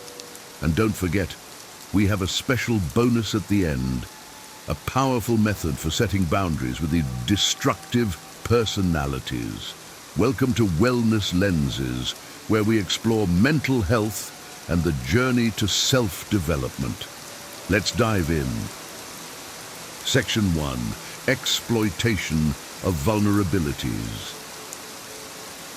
One of the most insidious traits of an evil person is their ability to exploit the vulnerabilities of others. This exploitation is not a mere act of opportunism. It is a deliberate and calculated move to gain power and control.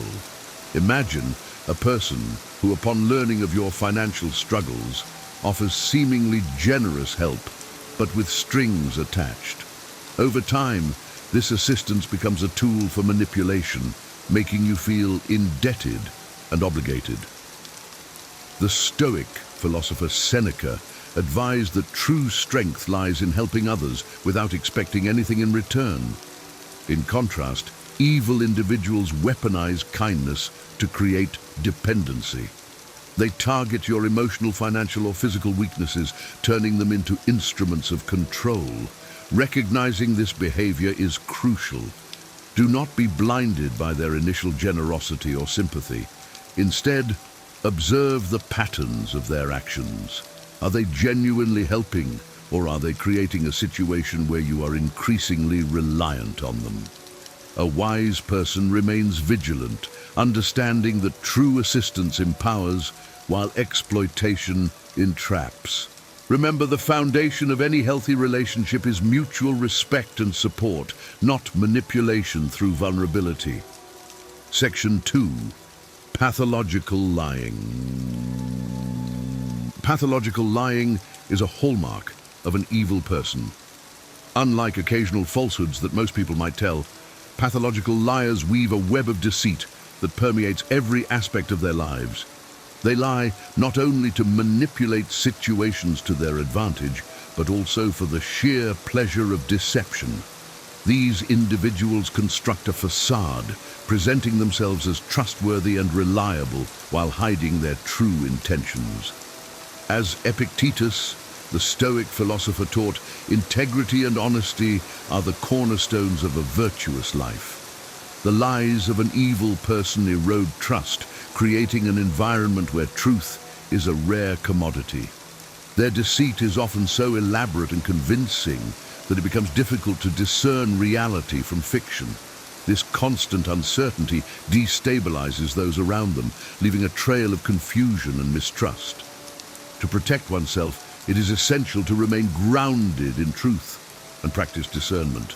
Be aware of inconsistencies in their stories and actions. Over time, their pattern of deceit will become evident. Trust is earned through consistent and truthful behavior, not through the manipulation of facts.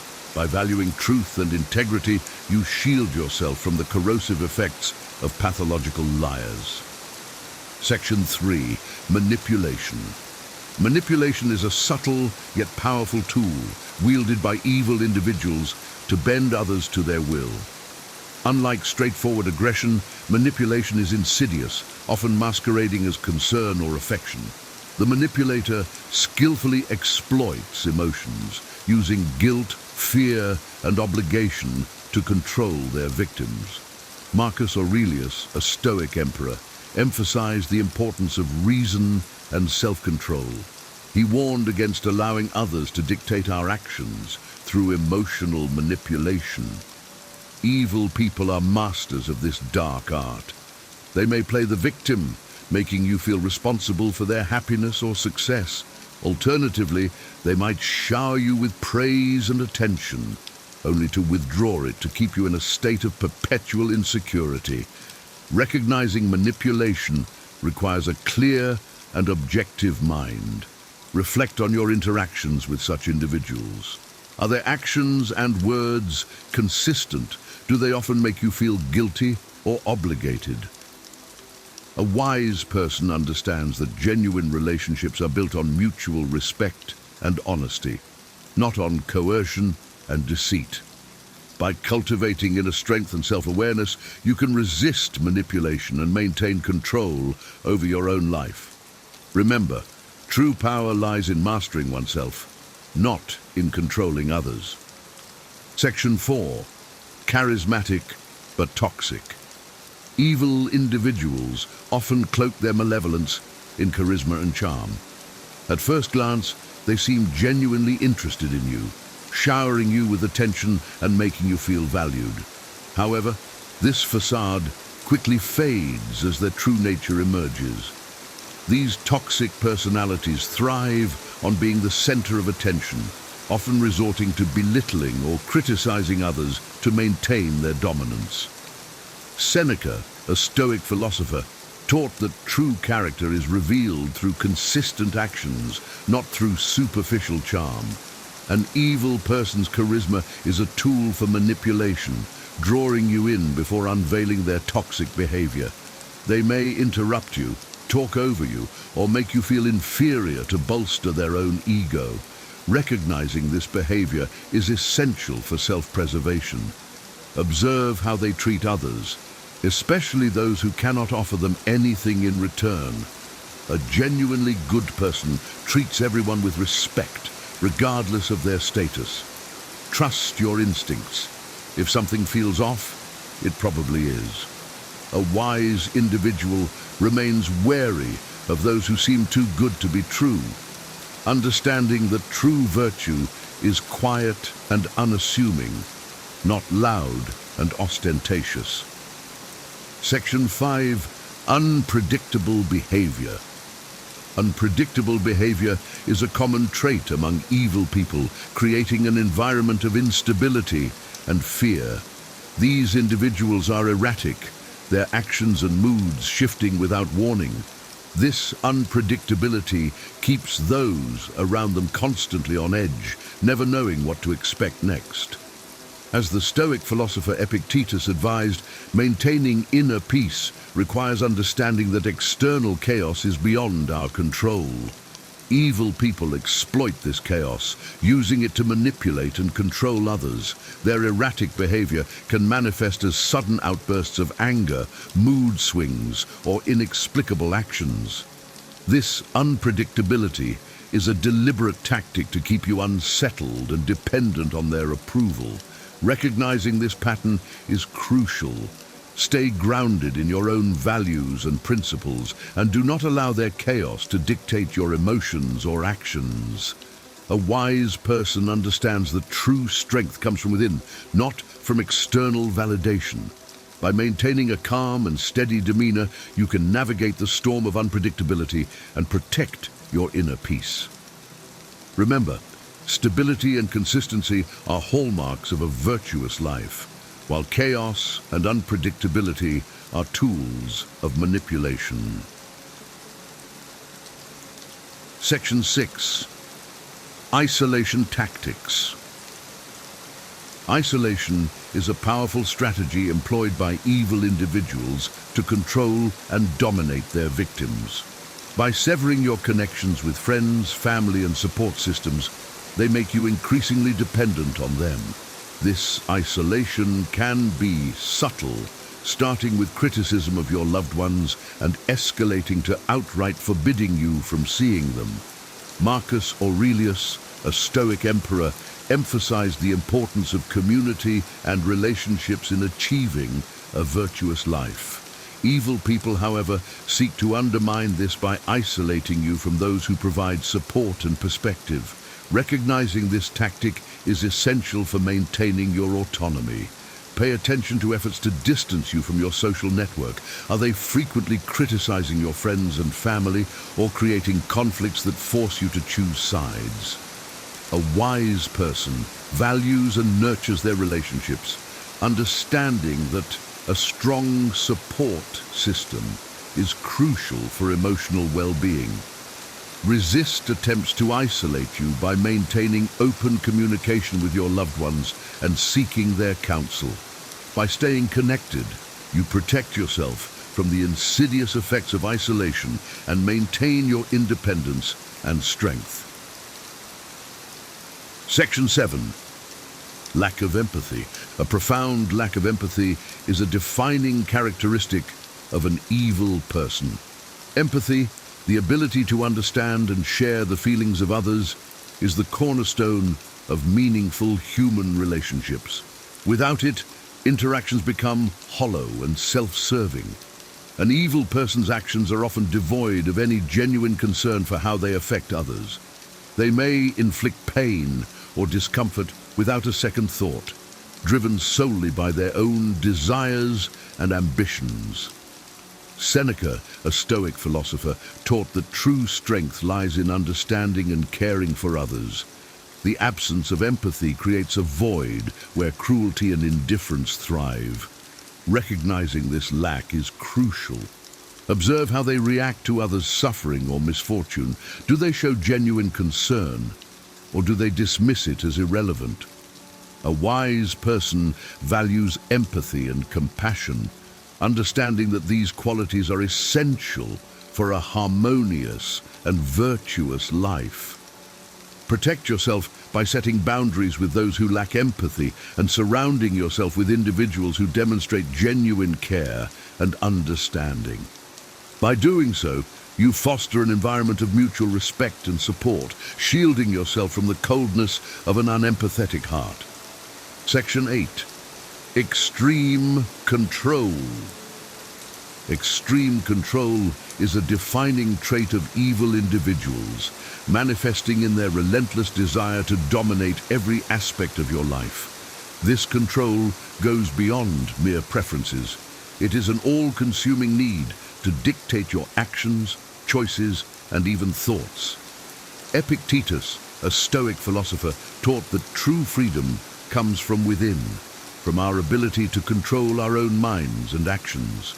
Evil people, however, seek to strip you of this freedom, imposing their will through constant surveillance, criticism, and intimidation. Recognizing this behavior is essential for reclaiming your autonomy. Reflect on your interactions. Are they always checking up on you, demanding to know your whereabouts, and micromanaging your decisions? Do they use threats or emotional manipulation to enforce their control? A wise person understands the importance of personal freedom and the right to make their own choices. Resist their attempts to dominate by setting firm boundaries and asserting your independence. Surround yourself with supportive individuals who respect your autonomy. By doing so, you maintain control over your own life and protect yourself from the oppressive grip of extreme control. Section 9. Enjoyment of others' misery. One of the most disturbing traits of an evil person is their enjoyment of others' misery. This goes beyond a lack of empathy. It is a perverse pleasure derived from causing or witnessing suffering. Such individuals might laugh at others' misfortunes or go out of their way to create pain and chaos. Marcus Aurelius, a Stoic emperor, emphasized the importance of kindness and compassion in our interactions. Evil people, however, thrive on the opposite. Their joy in others' suffering reveals a deep-seated malice. Recognizing this trait is vital. Observe their reactions to misfortune. Do they show a disturbing delight in the pain of others? A wise person understands that true happiness comes from lifting others up, not tearing them down. Protect yourself by distancing from those who find joy in cruelty. Cultivate relationships with individuals who exhibit kindness and compassion. By doing so, you create a positive environment that fosters growth and well-being. Remember, the measure of a person's character is in their ability to show empathy and kindness, not in their capacity for cruelty and malice. Section 10. Lack of accountability. A lack of accountability is a hallmark of an evil person. They rarely, if ever, take responsibility for their actions. Instead, they are quick to blame others or external circumstances, evading any sense of personal responsibility. Seneca, a Stoic philosopher, emphasized the importance of self-reflection and accountability in personal growth. An evil person's refusal to acknowledge their faults hinders any possibility for improvement or genuine change. This lack of accountability often manifests in constant excuses, shifting blame, and a complete disregard for the consequences of their actions. Recognizing this behavior is crucial. Pay attention to how they respond when confronted with their mistakes. Do they own up to their actions, or do they deflect and accuse others? A wise person values accountability, understanding that it is essential for integrity and trust. Protect yourself by holding firm to your own values and expecting accountability in your relationships. Surround yourself with individuals who demonstrate honesty and a willingness to learn from their mistakes. By fostering an environment of accountability, you ensure that your interactions are built on a foundation of trust and mutual respect. Evil people can weave their way into our lives, leaving us feeling manipulated, controlled, and hurt. But by recognizing these 10 signs, you can protect yourself and reclaim your peace. Remember, it's not just about identifying these traits, but also about setting firm boundaries and standing strong in your values. If you found this video helpful, please like and share it to help others recognize and deal with the evil people in their lives. Don't forget to subscribe to Wellness Lenses for more insights on mental health and self-development. Your support means the world to us and helps us continue bringing you valuable content. Have any questions or experiences to share? Drop them in the comments below. We'd love to hear from you. Stay wise, stay strong, and see you in the next video. Here are 20 powerful moments when silence is your greatest weapon. In a noisy world, knowing when to hold your tongue can save relationships, protect your peace, and showcase your wisdom. Imagine avoiding unnecessary arguments, diffusing conflicts, and commanding respect without uttering a single word. The Stoics believed that silence is a form of strength, not weakness, and mastering it can elevate your life. In this video, we'll explore 20 specific scenarios where staying silent is not only the wiser choice, but also the most empowering. Stay until the end, and you'll learn how to use the power of silence to navigate life's most challenging moments with grace and clarity. 1. When you're angry. Silence during anger is a powerful tool. Speaking while angry often leads to words you'll regret, damaging relationships and your reputation. The Stoics believed in pausing to regain control before reacting. Instead of lashing out, take a deep breath and reflect on the source of your anger. Is it something you can control? Remaining silent allows you to process your emotions and respond thoughtfully later. For example, if an argument escalates, stepping away rather than retaliating diffuses the situation. By choosing silence, you protect your peace and prevent unnecessary conflict, showcasing your emotional strength and self-discipline. 2. When you don't know enough. Admitting ignorance is a mark of wisdom. Speaking on topics you don't understand can make you appear uninformed and close the door to learning opportunities. Instead, choose silence and listen. The Stoics valued humility and the pursuit of knowledge, knowing that understanding comes from observation, not empty words. For instance, in a discussion about a complex topic, holding your tongue allows you to absorb new information and form educated opinions. By remaining silent, you demonstrate a willingness to learn and show respect for those sharing their expertise, earning admiration for your thoughtful restraint. 3. When gossip arises. Engaging in gossip not only harms the subject, but also reflects poorly on your character. The Stoics emphasized integrity, and choosing silence in such moments protects your reputation and inner peace. If gossip arises in a conversation, refrain from contributing or subtly steer the topic elsewhere. Silence signals that you do not condone negativity and ensures you aren't implicated in unnecessary drama. By holding your tongue, you cultivate a sense of trustworthiness, showing others that you value dignity over fleeting amusement. Silence in these situations is a statement of your moral strength. 4. When someone is venting. Sometimes the best thing you can offer someone who's venting is your silence. People often need to feel heard, not fixed. By holding your tongue and simply listening, you provide them with a safe space to express their emotions. The Stoics valued empathy and connection, and silence is a powerful way to build those bonds. For example, when a friend vents about their challenges, resist the urge to interrupt with advice or solutions. Your silent presence demonstrates understanding and respect, strengthening your relationship and allowing them to process their feelings without judgment. 5. When words could wound. Not everything that's true needs to be spoken.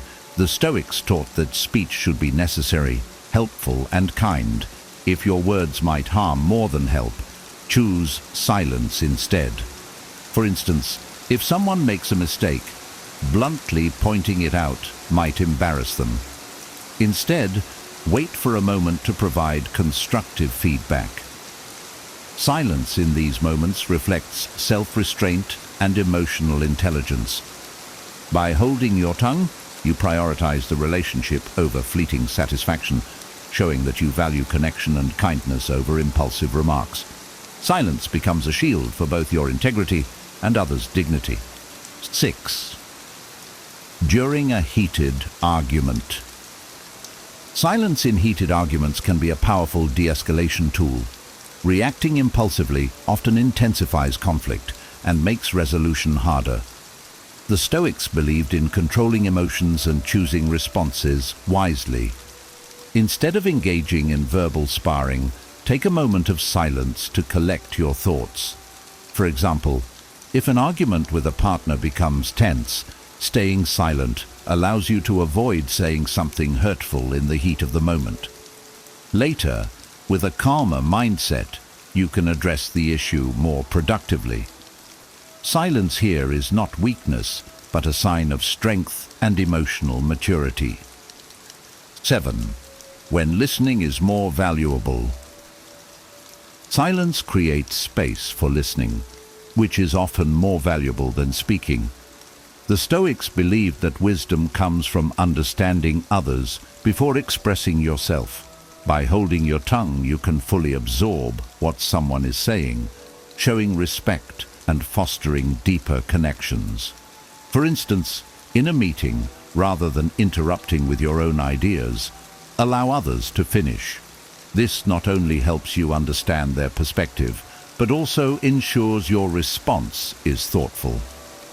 Silence in these moments is a tool for learning and respect, making your eventual contributions more impactful and appreciated. 8. When someone is criticizing you. Criticism, whether fair or not, can trigger defensive reactions. However, responding with silence gives you the power to pause and reflect. The Stoics encouraged assessing criticism objectively, separating useful feedback from unwarranted attacks. For instance, if someone criticizes your work in a heated tone, staying silent allows you to avoid escalating the situation. You can later consider whether the criticism holds value and address it calmly. By choosing silence, you show emotional control and confidence, which often disarms the critic and maintains your composure in challenging situations. 9. When you're tempted to brag. Bragging may bring momentary satisfaction, but often damages your humility and relationships. The Stoics valued letting actions speak louder than words. If you're tempted to boast about an achievement, hold your tongue and let others notice your success naturally. For example, instead of announcing a promotion, quietly excel in your new role and let your work shine.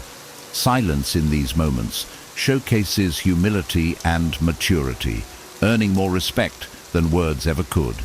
It reflects the confidence that comes from within, not from external validation. 10.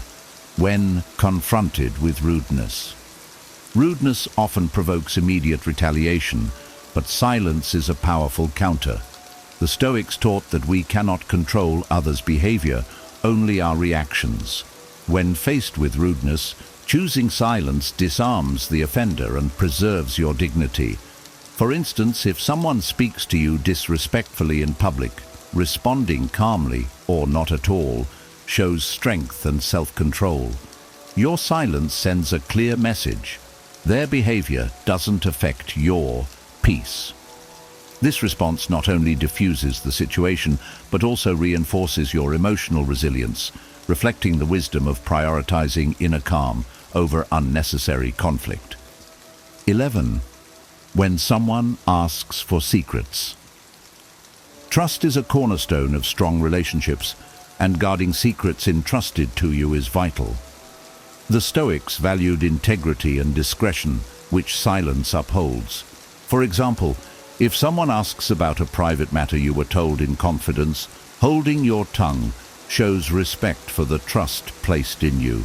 Revealing secrets might bring short-term gratification, but damages your credibility. By staying silent, you demonstrate loyalty and self-control, ensuring that others see you as reliable and honorable.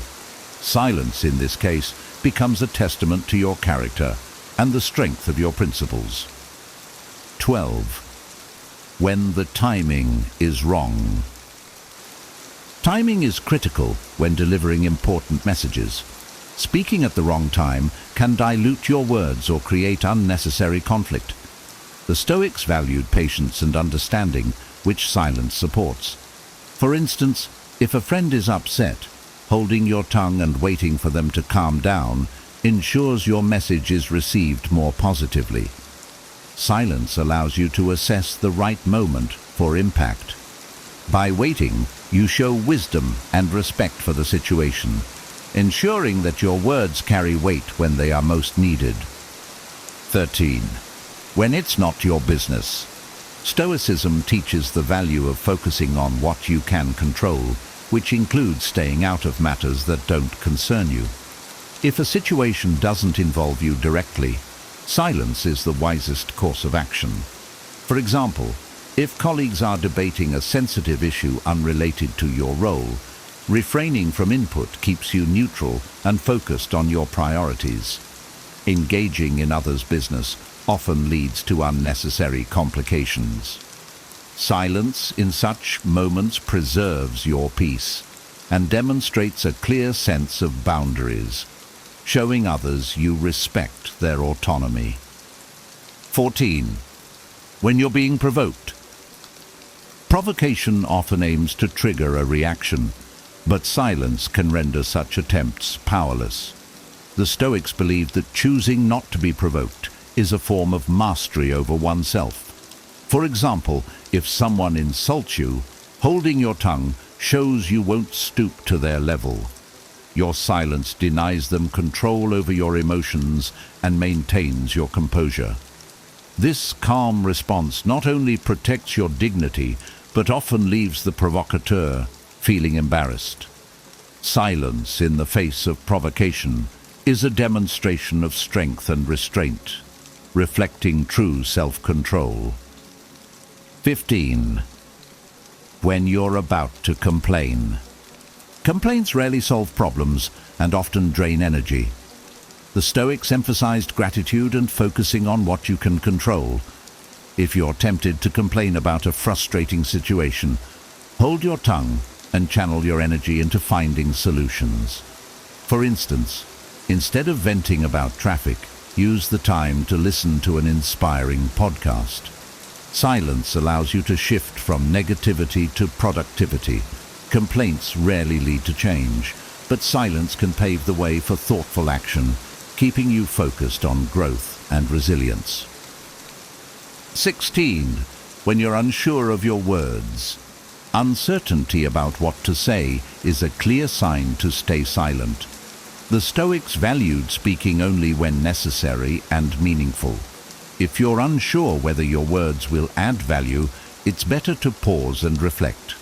For example, in a discussion where emotions run high, silence gives you time to organize your thoughts and choose your words wisely. By holding your tongue, you avoid speaking rashly and ensure your eventual contribution is measured and impactful. Silence in these moments showcases thoughtfulness and discipline, qualities that inspire trust and respect. 17. When you need to reflect. Reflection requires stillness, and silence is the foundation of deep thinking. Before making important decisions, the Stoics advise taking time to contemplate your values and desired outcomes. For instance, when faced with a career decision, refraining from discussing it prematurely allows you to process your thoughts privately. Silence creates a space where clarity can emerge, free from outside noise or pressure. By choosing reflection over immediate action, you align your choices with your principles, demonstrating wisdom and foresight in all areas of life. 18. When others are grieving. In moments of grief, silence often speaks louder than words. People mourning a loss don't always need advice or explanations. They need presence and understanding. The Stoics valued empathy and recognized the importance of simply being there for others. For example, when a friend is grieving, offering silent support, like sitting beside them or holding their hand, can be more comforting than any words. Silence shows respect for their emotions and provides a safe space for them to process their pain. By holding your tongue, you demonstrate compassion and allow healing to take its natural course. 19. When you're observing someone. Observation requires quiet focus, and silence is essential for understanding others. The Stoics believed in learning from those around us, but this is only possible when we truly pay attention. For instance, in a team meeting, staying silent and observing colleagues' interactions can reveal valuable insights into dynamics and motivations. Silence sharpens your perception, allowing you to pick up on subtle cues that words might otherwise drown out. By observing without speaking, you gain a deeper understanding of situations and people, enhancing your wisdom and decision-making abilities. 20. When words could destroy trust. Trust is fragile, and careless words can shatter it in an instant. The Stoics emphasized integrity and self-control, urging caution in speech. If you're tempted to reveal a secret or speak out of anger, silence is the better choice. For instance, in a disagreement, refraining from saying something hurtful protects the relationship. Similarly, keeping a confidence strengthens your reputation for reliability. Silence in these moments preserves trust and ensures your actions align with your values. By choosing not to speak, you safeguard relationships and demonstrate true respect for others. Silence is a powerful tool that allows you to protect your peace, build trust, and navigate life with wisdom and grace. Mastering when to hold your tongue, as these 20 Stoic-inspired moments show, can transform your relationships and personal growth. Which of these situations resonated with you the most? Share your thoughts in the comments below. Don't forget to like this video, subscribe for more Stoic wisdom and self-improvement tips, and share this with someone who could benefit from the power of silence. Thank you for watching, and we'll see you in the next one. Have you ever wondered what it takes to lead a truly fulfilling and resilient life? In a world full of constant changes and uncertainties, finding lasting happiness and inner peace might seem elusive. However, ancient wisdom and modern psychology both suggest that the keys to a balanced and contented life lie within our own control. This guide explores 12 timeless principles that can transform your mindset and approach to life, helping you navigate challenges with grace and seize opportunities with confidence. From understanding the transit nature of both joy and sorrow to embracing the power of being present, these principles offer a roadmap for personal growth and well-being. We'll delve into how happiness is a personal choice that stems from within, why accepting what you cannot control brings peace, and how taking risks can lead to greater rewards. Each section is enriched with vivid examples to illustrate how these ideas can be applied in everyday life, making them not just abstract concepts, but practical tools for your journey towards a more fulfilling existence. Number 1, happiness is a personal choice. Happiness is a deeply personal state that arises from within, shaped significantly by one's mindset rather than external circumstances. Imagine waking up to a gloomy, rainy day. While some may feel down and unmotivated, others might see it as an opportunity to enjoy a cozy day indoors, read a book, or indulge in a warm cup of tea. This difference in perception highlights that happiness is a choice. External factors like social media often create unrealistic standards and comparisons that detract from genuine happiness. Consider Jane, who constantly checks her social media feed, comparing her life to the seemingly perfect lives of others. This habit leaves her feeling inadequate and unhappy. One day, she decides to take a break from social media. Gradually, she notices a positive shift in her mood and starts appreciating the small joys in her own life, like spending time with loved ones and pursuing hobbies. By disconnecting from these external pressures and focusing on cultivating a positive mindset, individuals can find true contentment, embracing gratitude, engaging in activities that bring joy, and surrounding oneself with positive influences are practical steps towards making happiness a personal choice, independent of external validation. 2. Everything is temporary. Life's ebb and flow teaches us that both good and bad times are fleeting. This perspective can be incredibly empowering. For instance, when facing a tough situation like losing a job, it's easy to feel overwhelmed and hopeless. But by remembering that this hardship is temporary, one can muster the strength to persevere. Take John, who was laid off unexpectedly. Initially devastated, he reminded himself that this was just a phase. He used the opportunity to upskill, network, and eventually found a better position that aligned more with his passions. Similarly, good times should be savored because they, too, are transient. Sarah, for instance, celebrated her promotion with gratitude, knowing it marked a significant milestone but wasn't a permanent fixture. By embracing both highs and lows with equanimity, one can navigate life with a balanced and resilient mindset.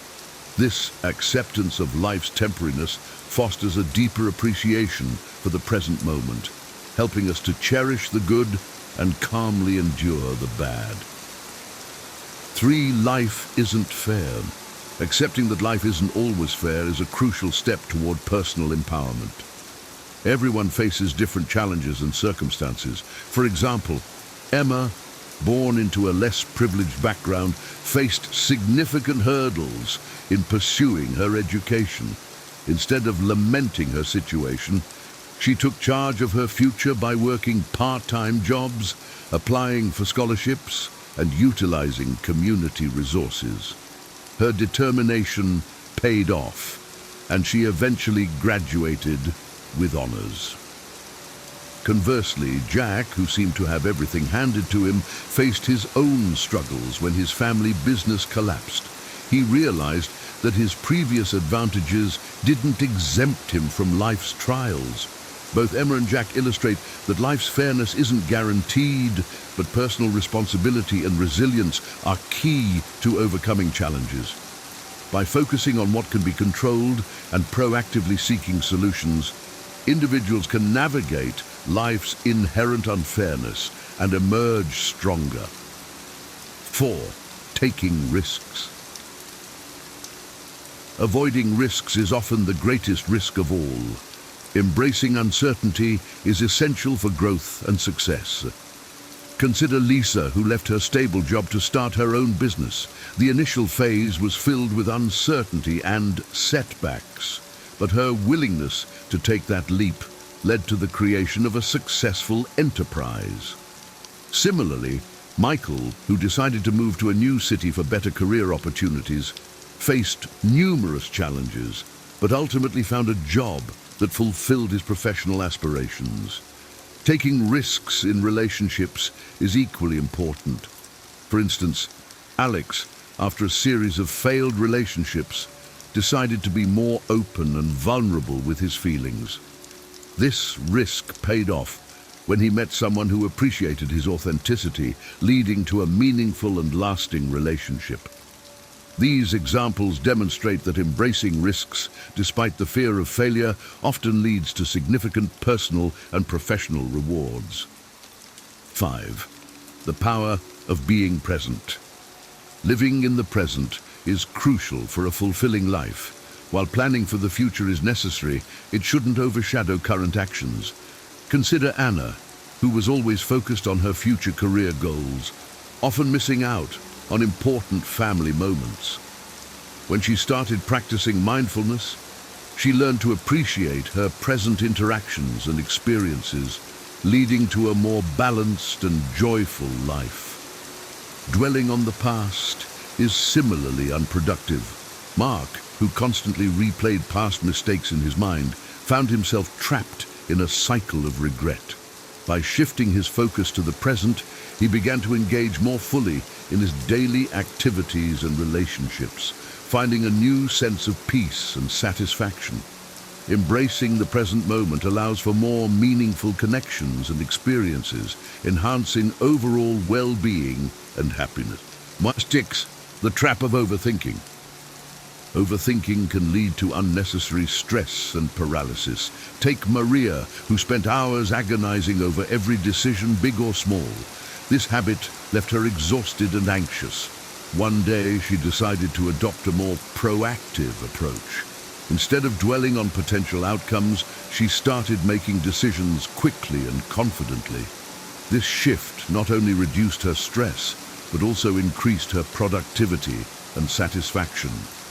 Similarly, Tom, who often second-guessed his abilities at work, found himself stuck in a cycle of self-doubt. By taking action, even in small steps, he began to build confidence and competence, breaking free from the trap of overthinking. Taking action, even imperfectly, is often the best way to overcome the paralysis of analysis. It leads to learning, growth, and ultimately, a more fulfilling life.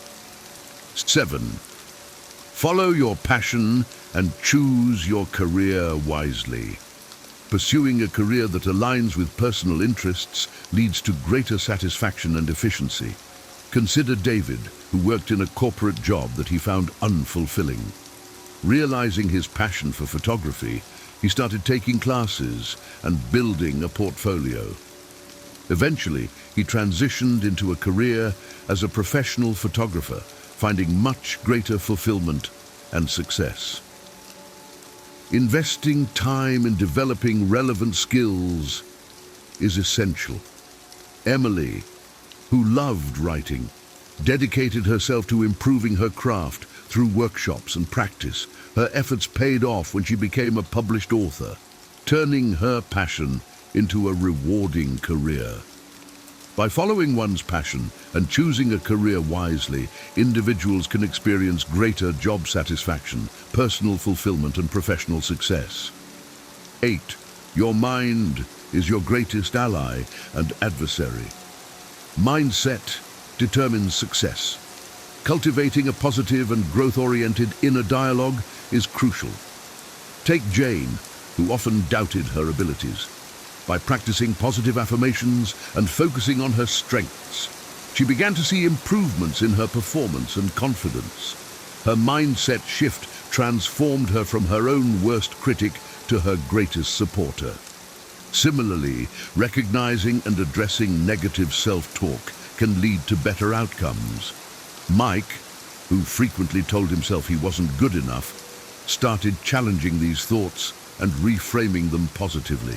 This change in mindset led to increased self-esteem and success in his personal and professional life. Being self-aware and nurturing a supportive mindset can significantly enhance life outcomes and personal growth. 9. Accept what you cannot control. One of the core principles of Stoicism is understanding and accepting the difference between what you can control and what you cannot. For example, Susan faced a major health diagnosis that she couldn't change. Instead of dwelling on her lack of control over the illness, she focused on her response to it. She adopted a healthier lifestyle, followed her treatment plan diligently, and maintained a positive outlook. Trying to change things beyond your control leads to frustration and wasted effort. Instead, focus on your actions, thoughts, and responses. This acceptance brings peace and reduces unnecessary stress. By concentrating on what you can control, like your attitude and efforts, you can navigate life's challenges more effectively and maintain a sense of inner calm. 10. Practice. Gratitude. Cultivating gratitude can significantly enhance your perspective on life. By regularly acknowledging and appreciating what you have, you can shift your focus away from what you lack. For instance, Daniel started a daily gratitude journal, listing 3 things he was thankful for each day. This simple practice shifted his mindset from scarcity to abundance, improving his overall mental well-being. Gratitude fosters contentment and encourages a positive outlook on life. Emily, who often felt overwhelmed by her responsibilities, began expressing gratitude for the support of her family and friends. This shift helped her feel more supported and less stressed. Practicing gratitude can improve mental well-being, foster contentment, and encourage a positive outlook on life, making it a powerful tool for personal growth. 11. Embrace adversity as growth. Challenges and setbacks are inevitable, but they also present opportunities for growth and self-improvement. For example, after failing to secure a promotion, Kevin used the experience as motivation to improve his skills and performance. This adversity pushed him to become more competent and eventually led to a more significant career advancement. Embrace adversity as a chance to develop resilience, learn new skills, and become a stronger individual. Lisa, who faced financial difficulties, learned to budget effectively and find creative solutions to her problems. Each obstacle is a stepping stone toward becoming a more capable and wise person. By viewing challenges as opportunities for growth, one can develop the resilience and strength needed to navigate life's complexities. 12. Maintain a healthy body and mind. Physical health and mental well-being are closely linked. Regular exercise, a balanced diet, and sufficient sleep contribute to overall well-being. For instance, Mark, who struggled with stress, started jogging regularly and noticed significant improvements in his mood and energy levels. Additionally, practices such as meditation, mindfulness, and regular self-reflection can help maintain mental clarity and emotional stability. Sarah, who dealt with anxiety, found relief through daily meditation and mindfulness practices. Taking care of your body and mind is essential for leading a balanced and fulfilling life.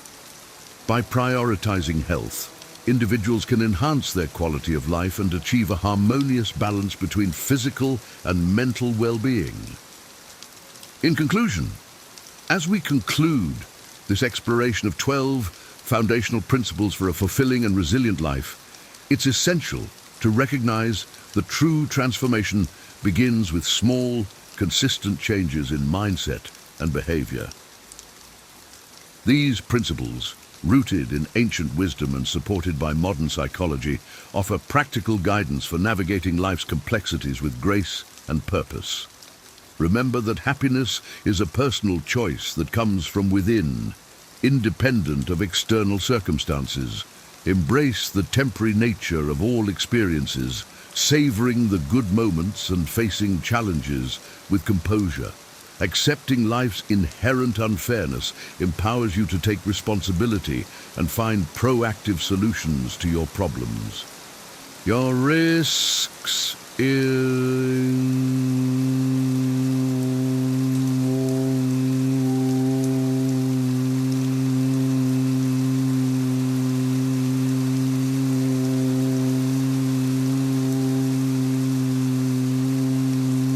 reduce stress and enhance decision-making. Following your passion and choosing a career wisely can lead to greater satisfaction and success. Your mindset is your greatest ally and adversary, shaping your reality through your inner dialogue. By accepting what you cannot control and focusing on your actions and responses, you can cultivate inner peace and reduce unnecessary stress. Practicing gratitude shifts your perspective from scarcity to abundance, fostering a positive outlook on life. Embracing adversity as an opportunity for growth builds resilience and strength, while maintaining a healthy body and mind ensures overall well-being. By integrating these principles into your daily life, you can create a more balanced, fulfilling, and resilient existence. As you move forward, reflect on these principles and consider how you can apply them to your unique circumstances. Each small step you take towards embracing these ideas brings you closer to a life of wisdom, balance, and true contentment. The journey towards a wiser, more balanced, and happier you begins with the choices you make today. Embrace these timeless principles and let them guide you towards a more fulfilling life.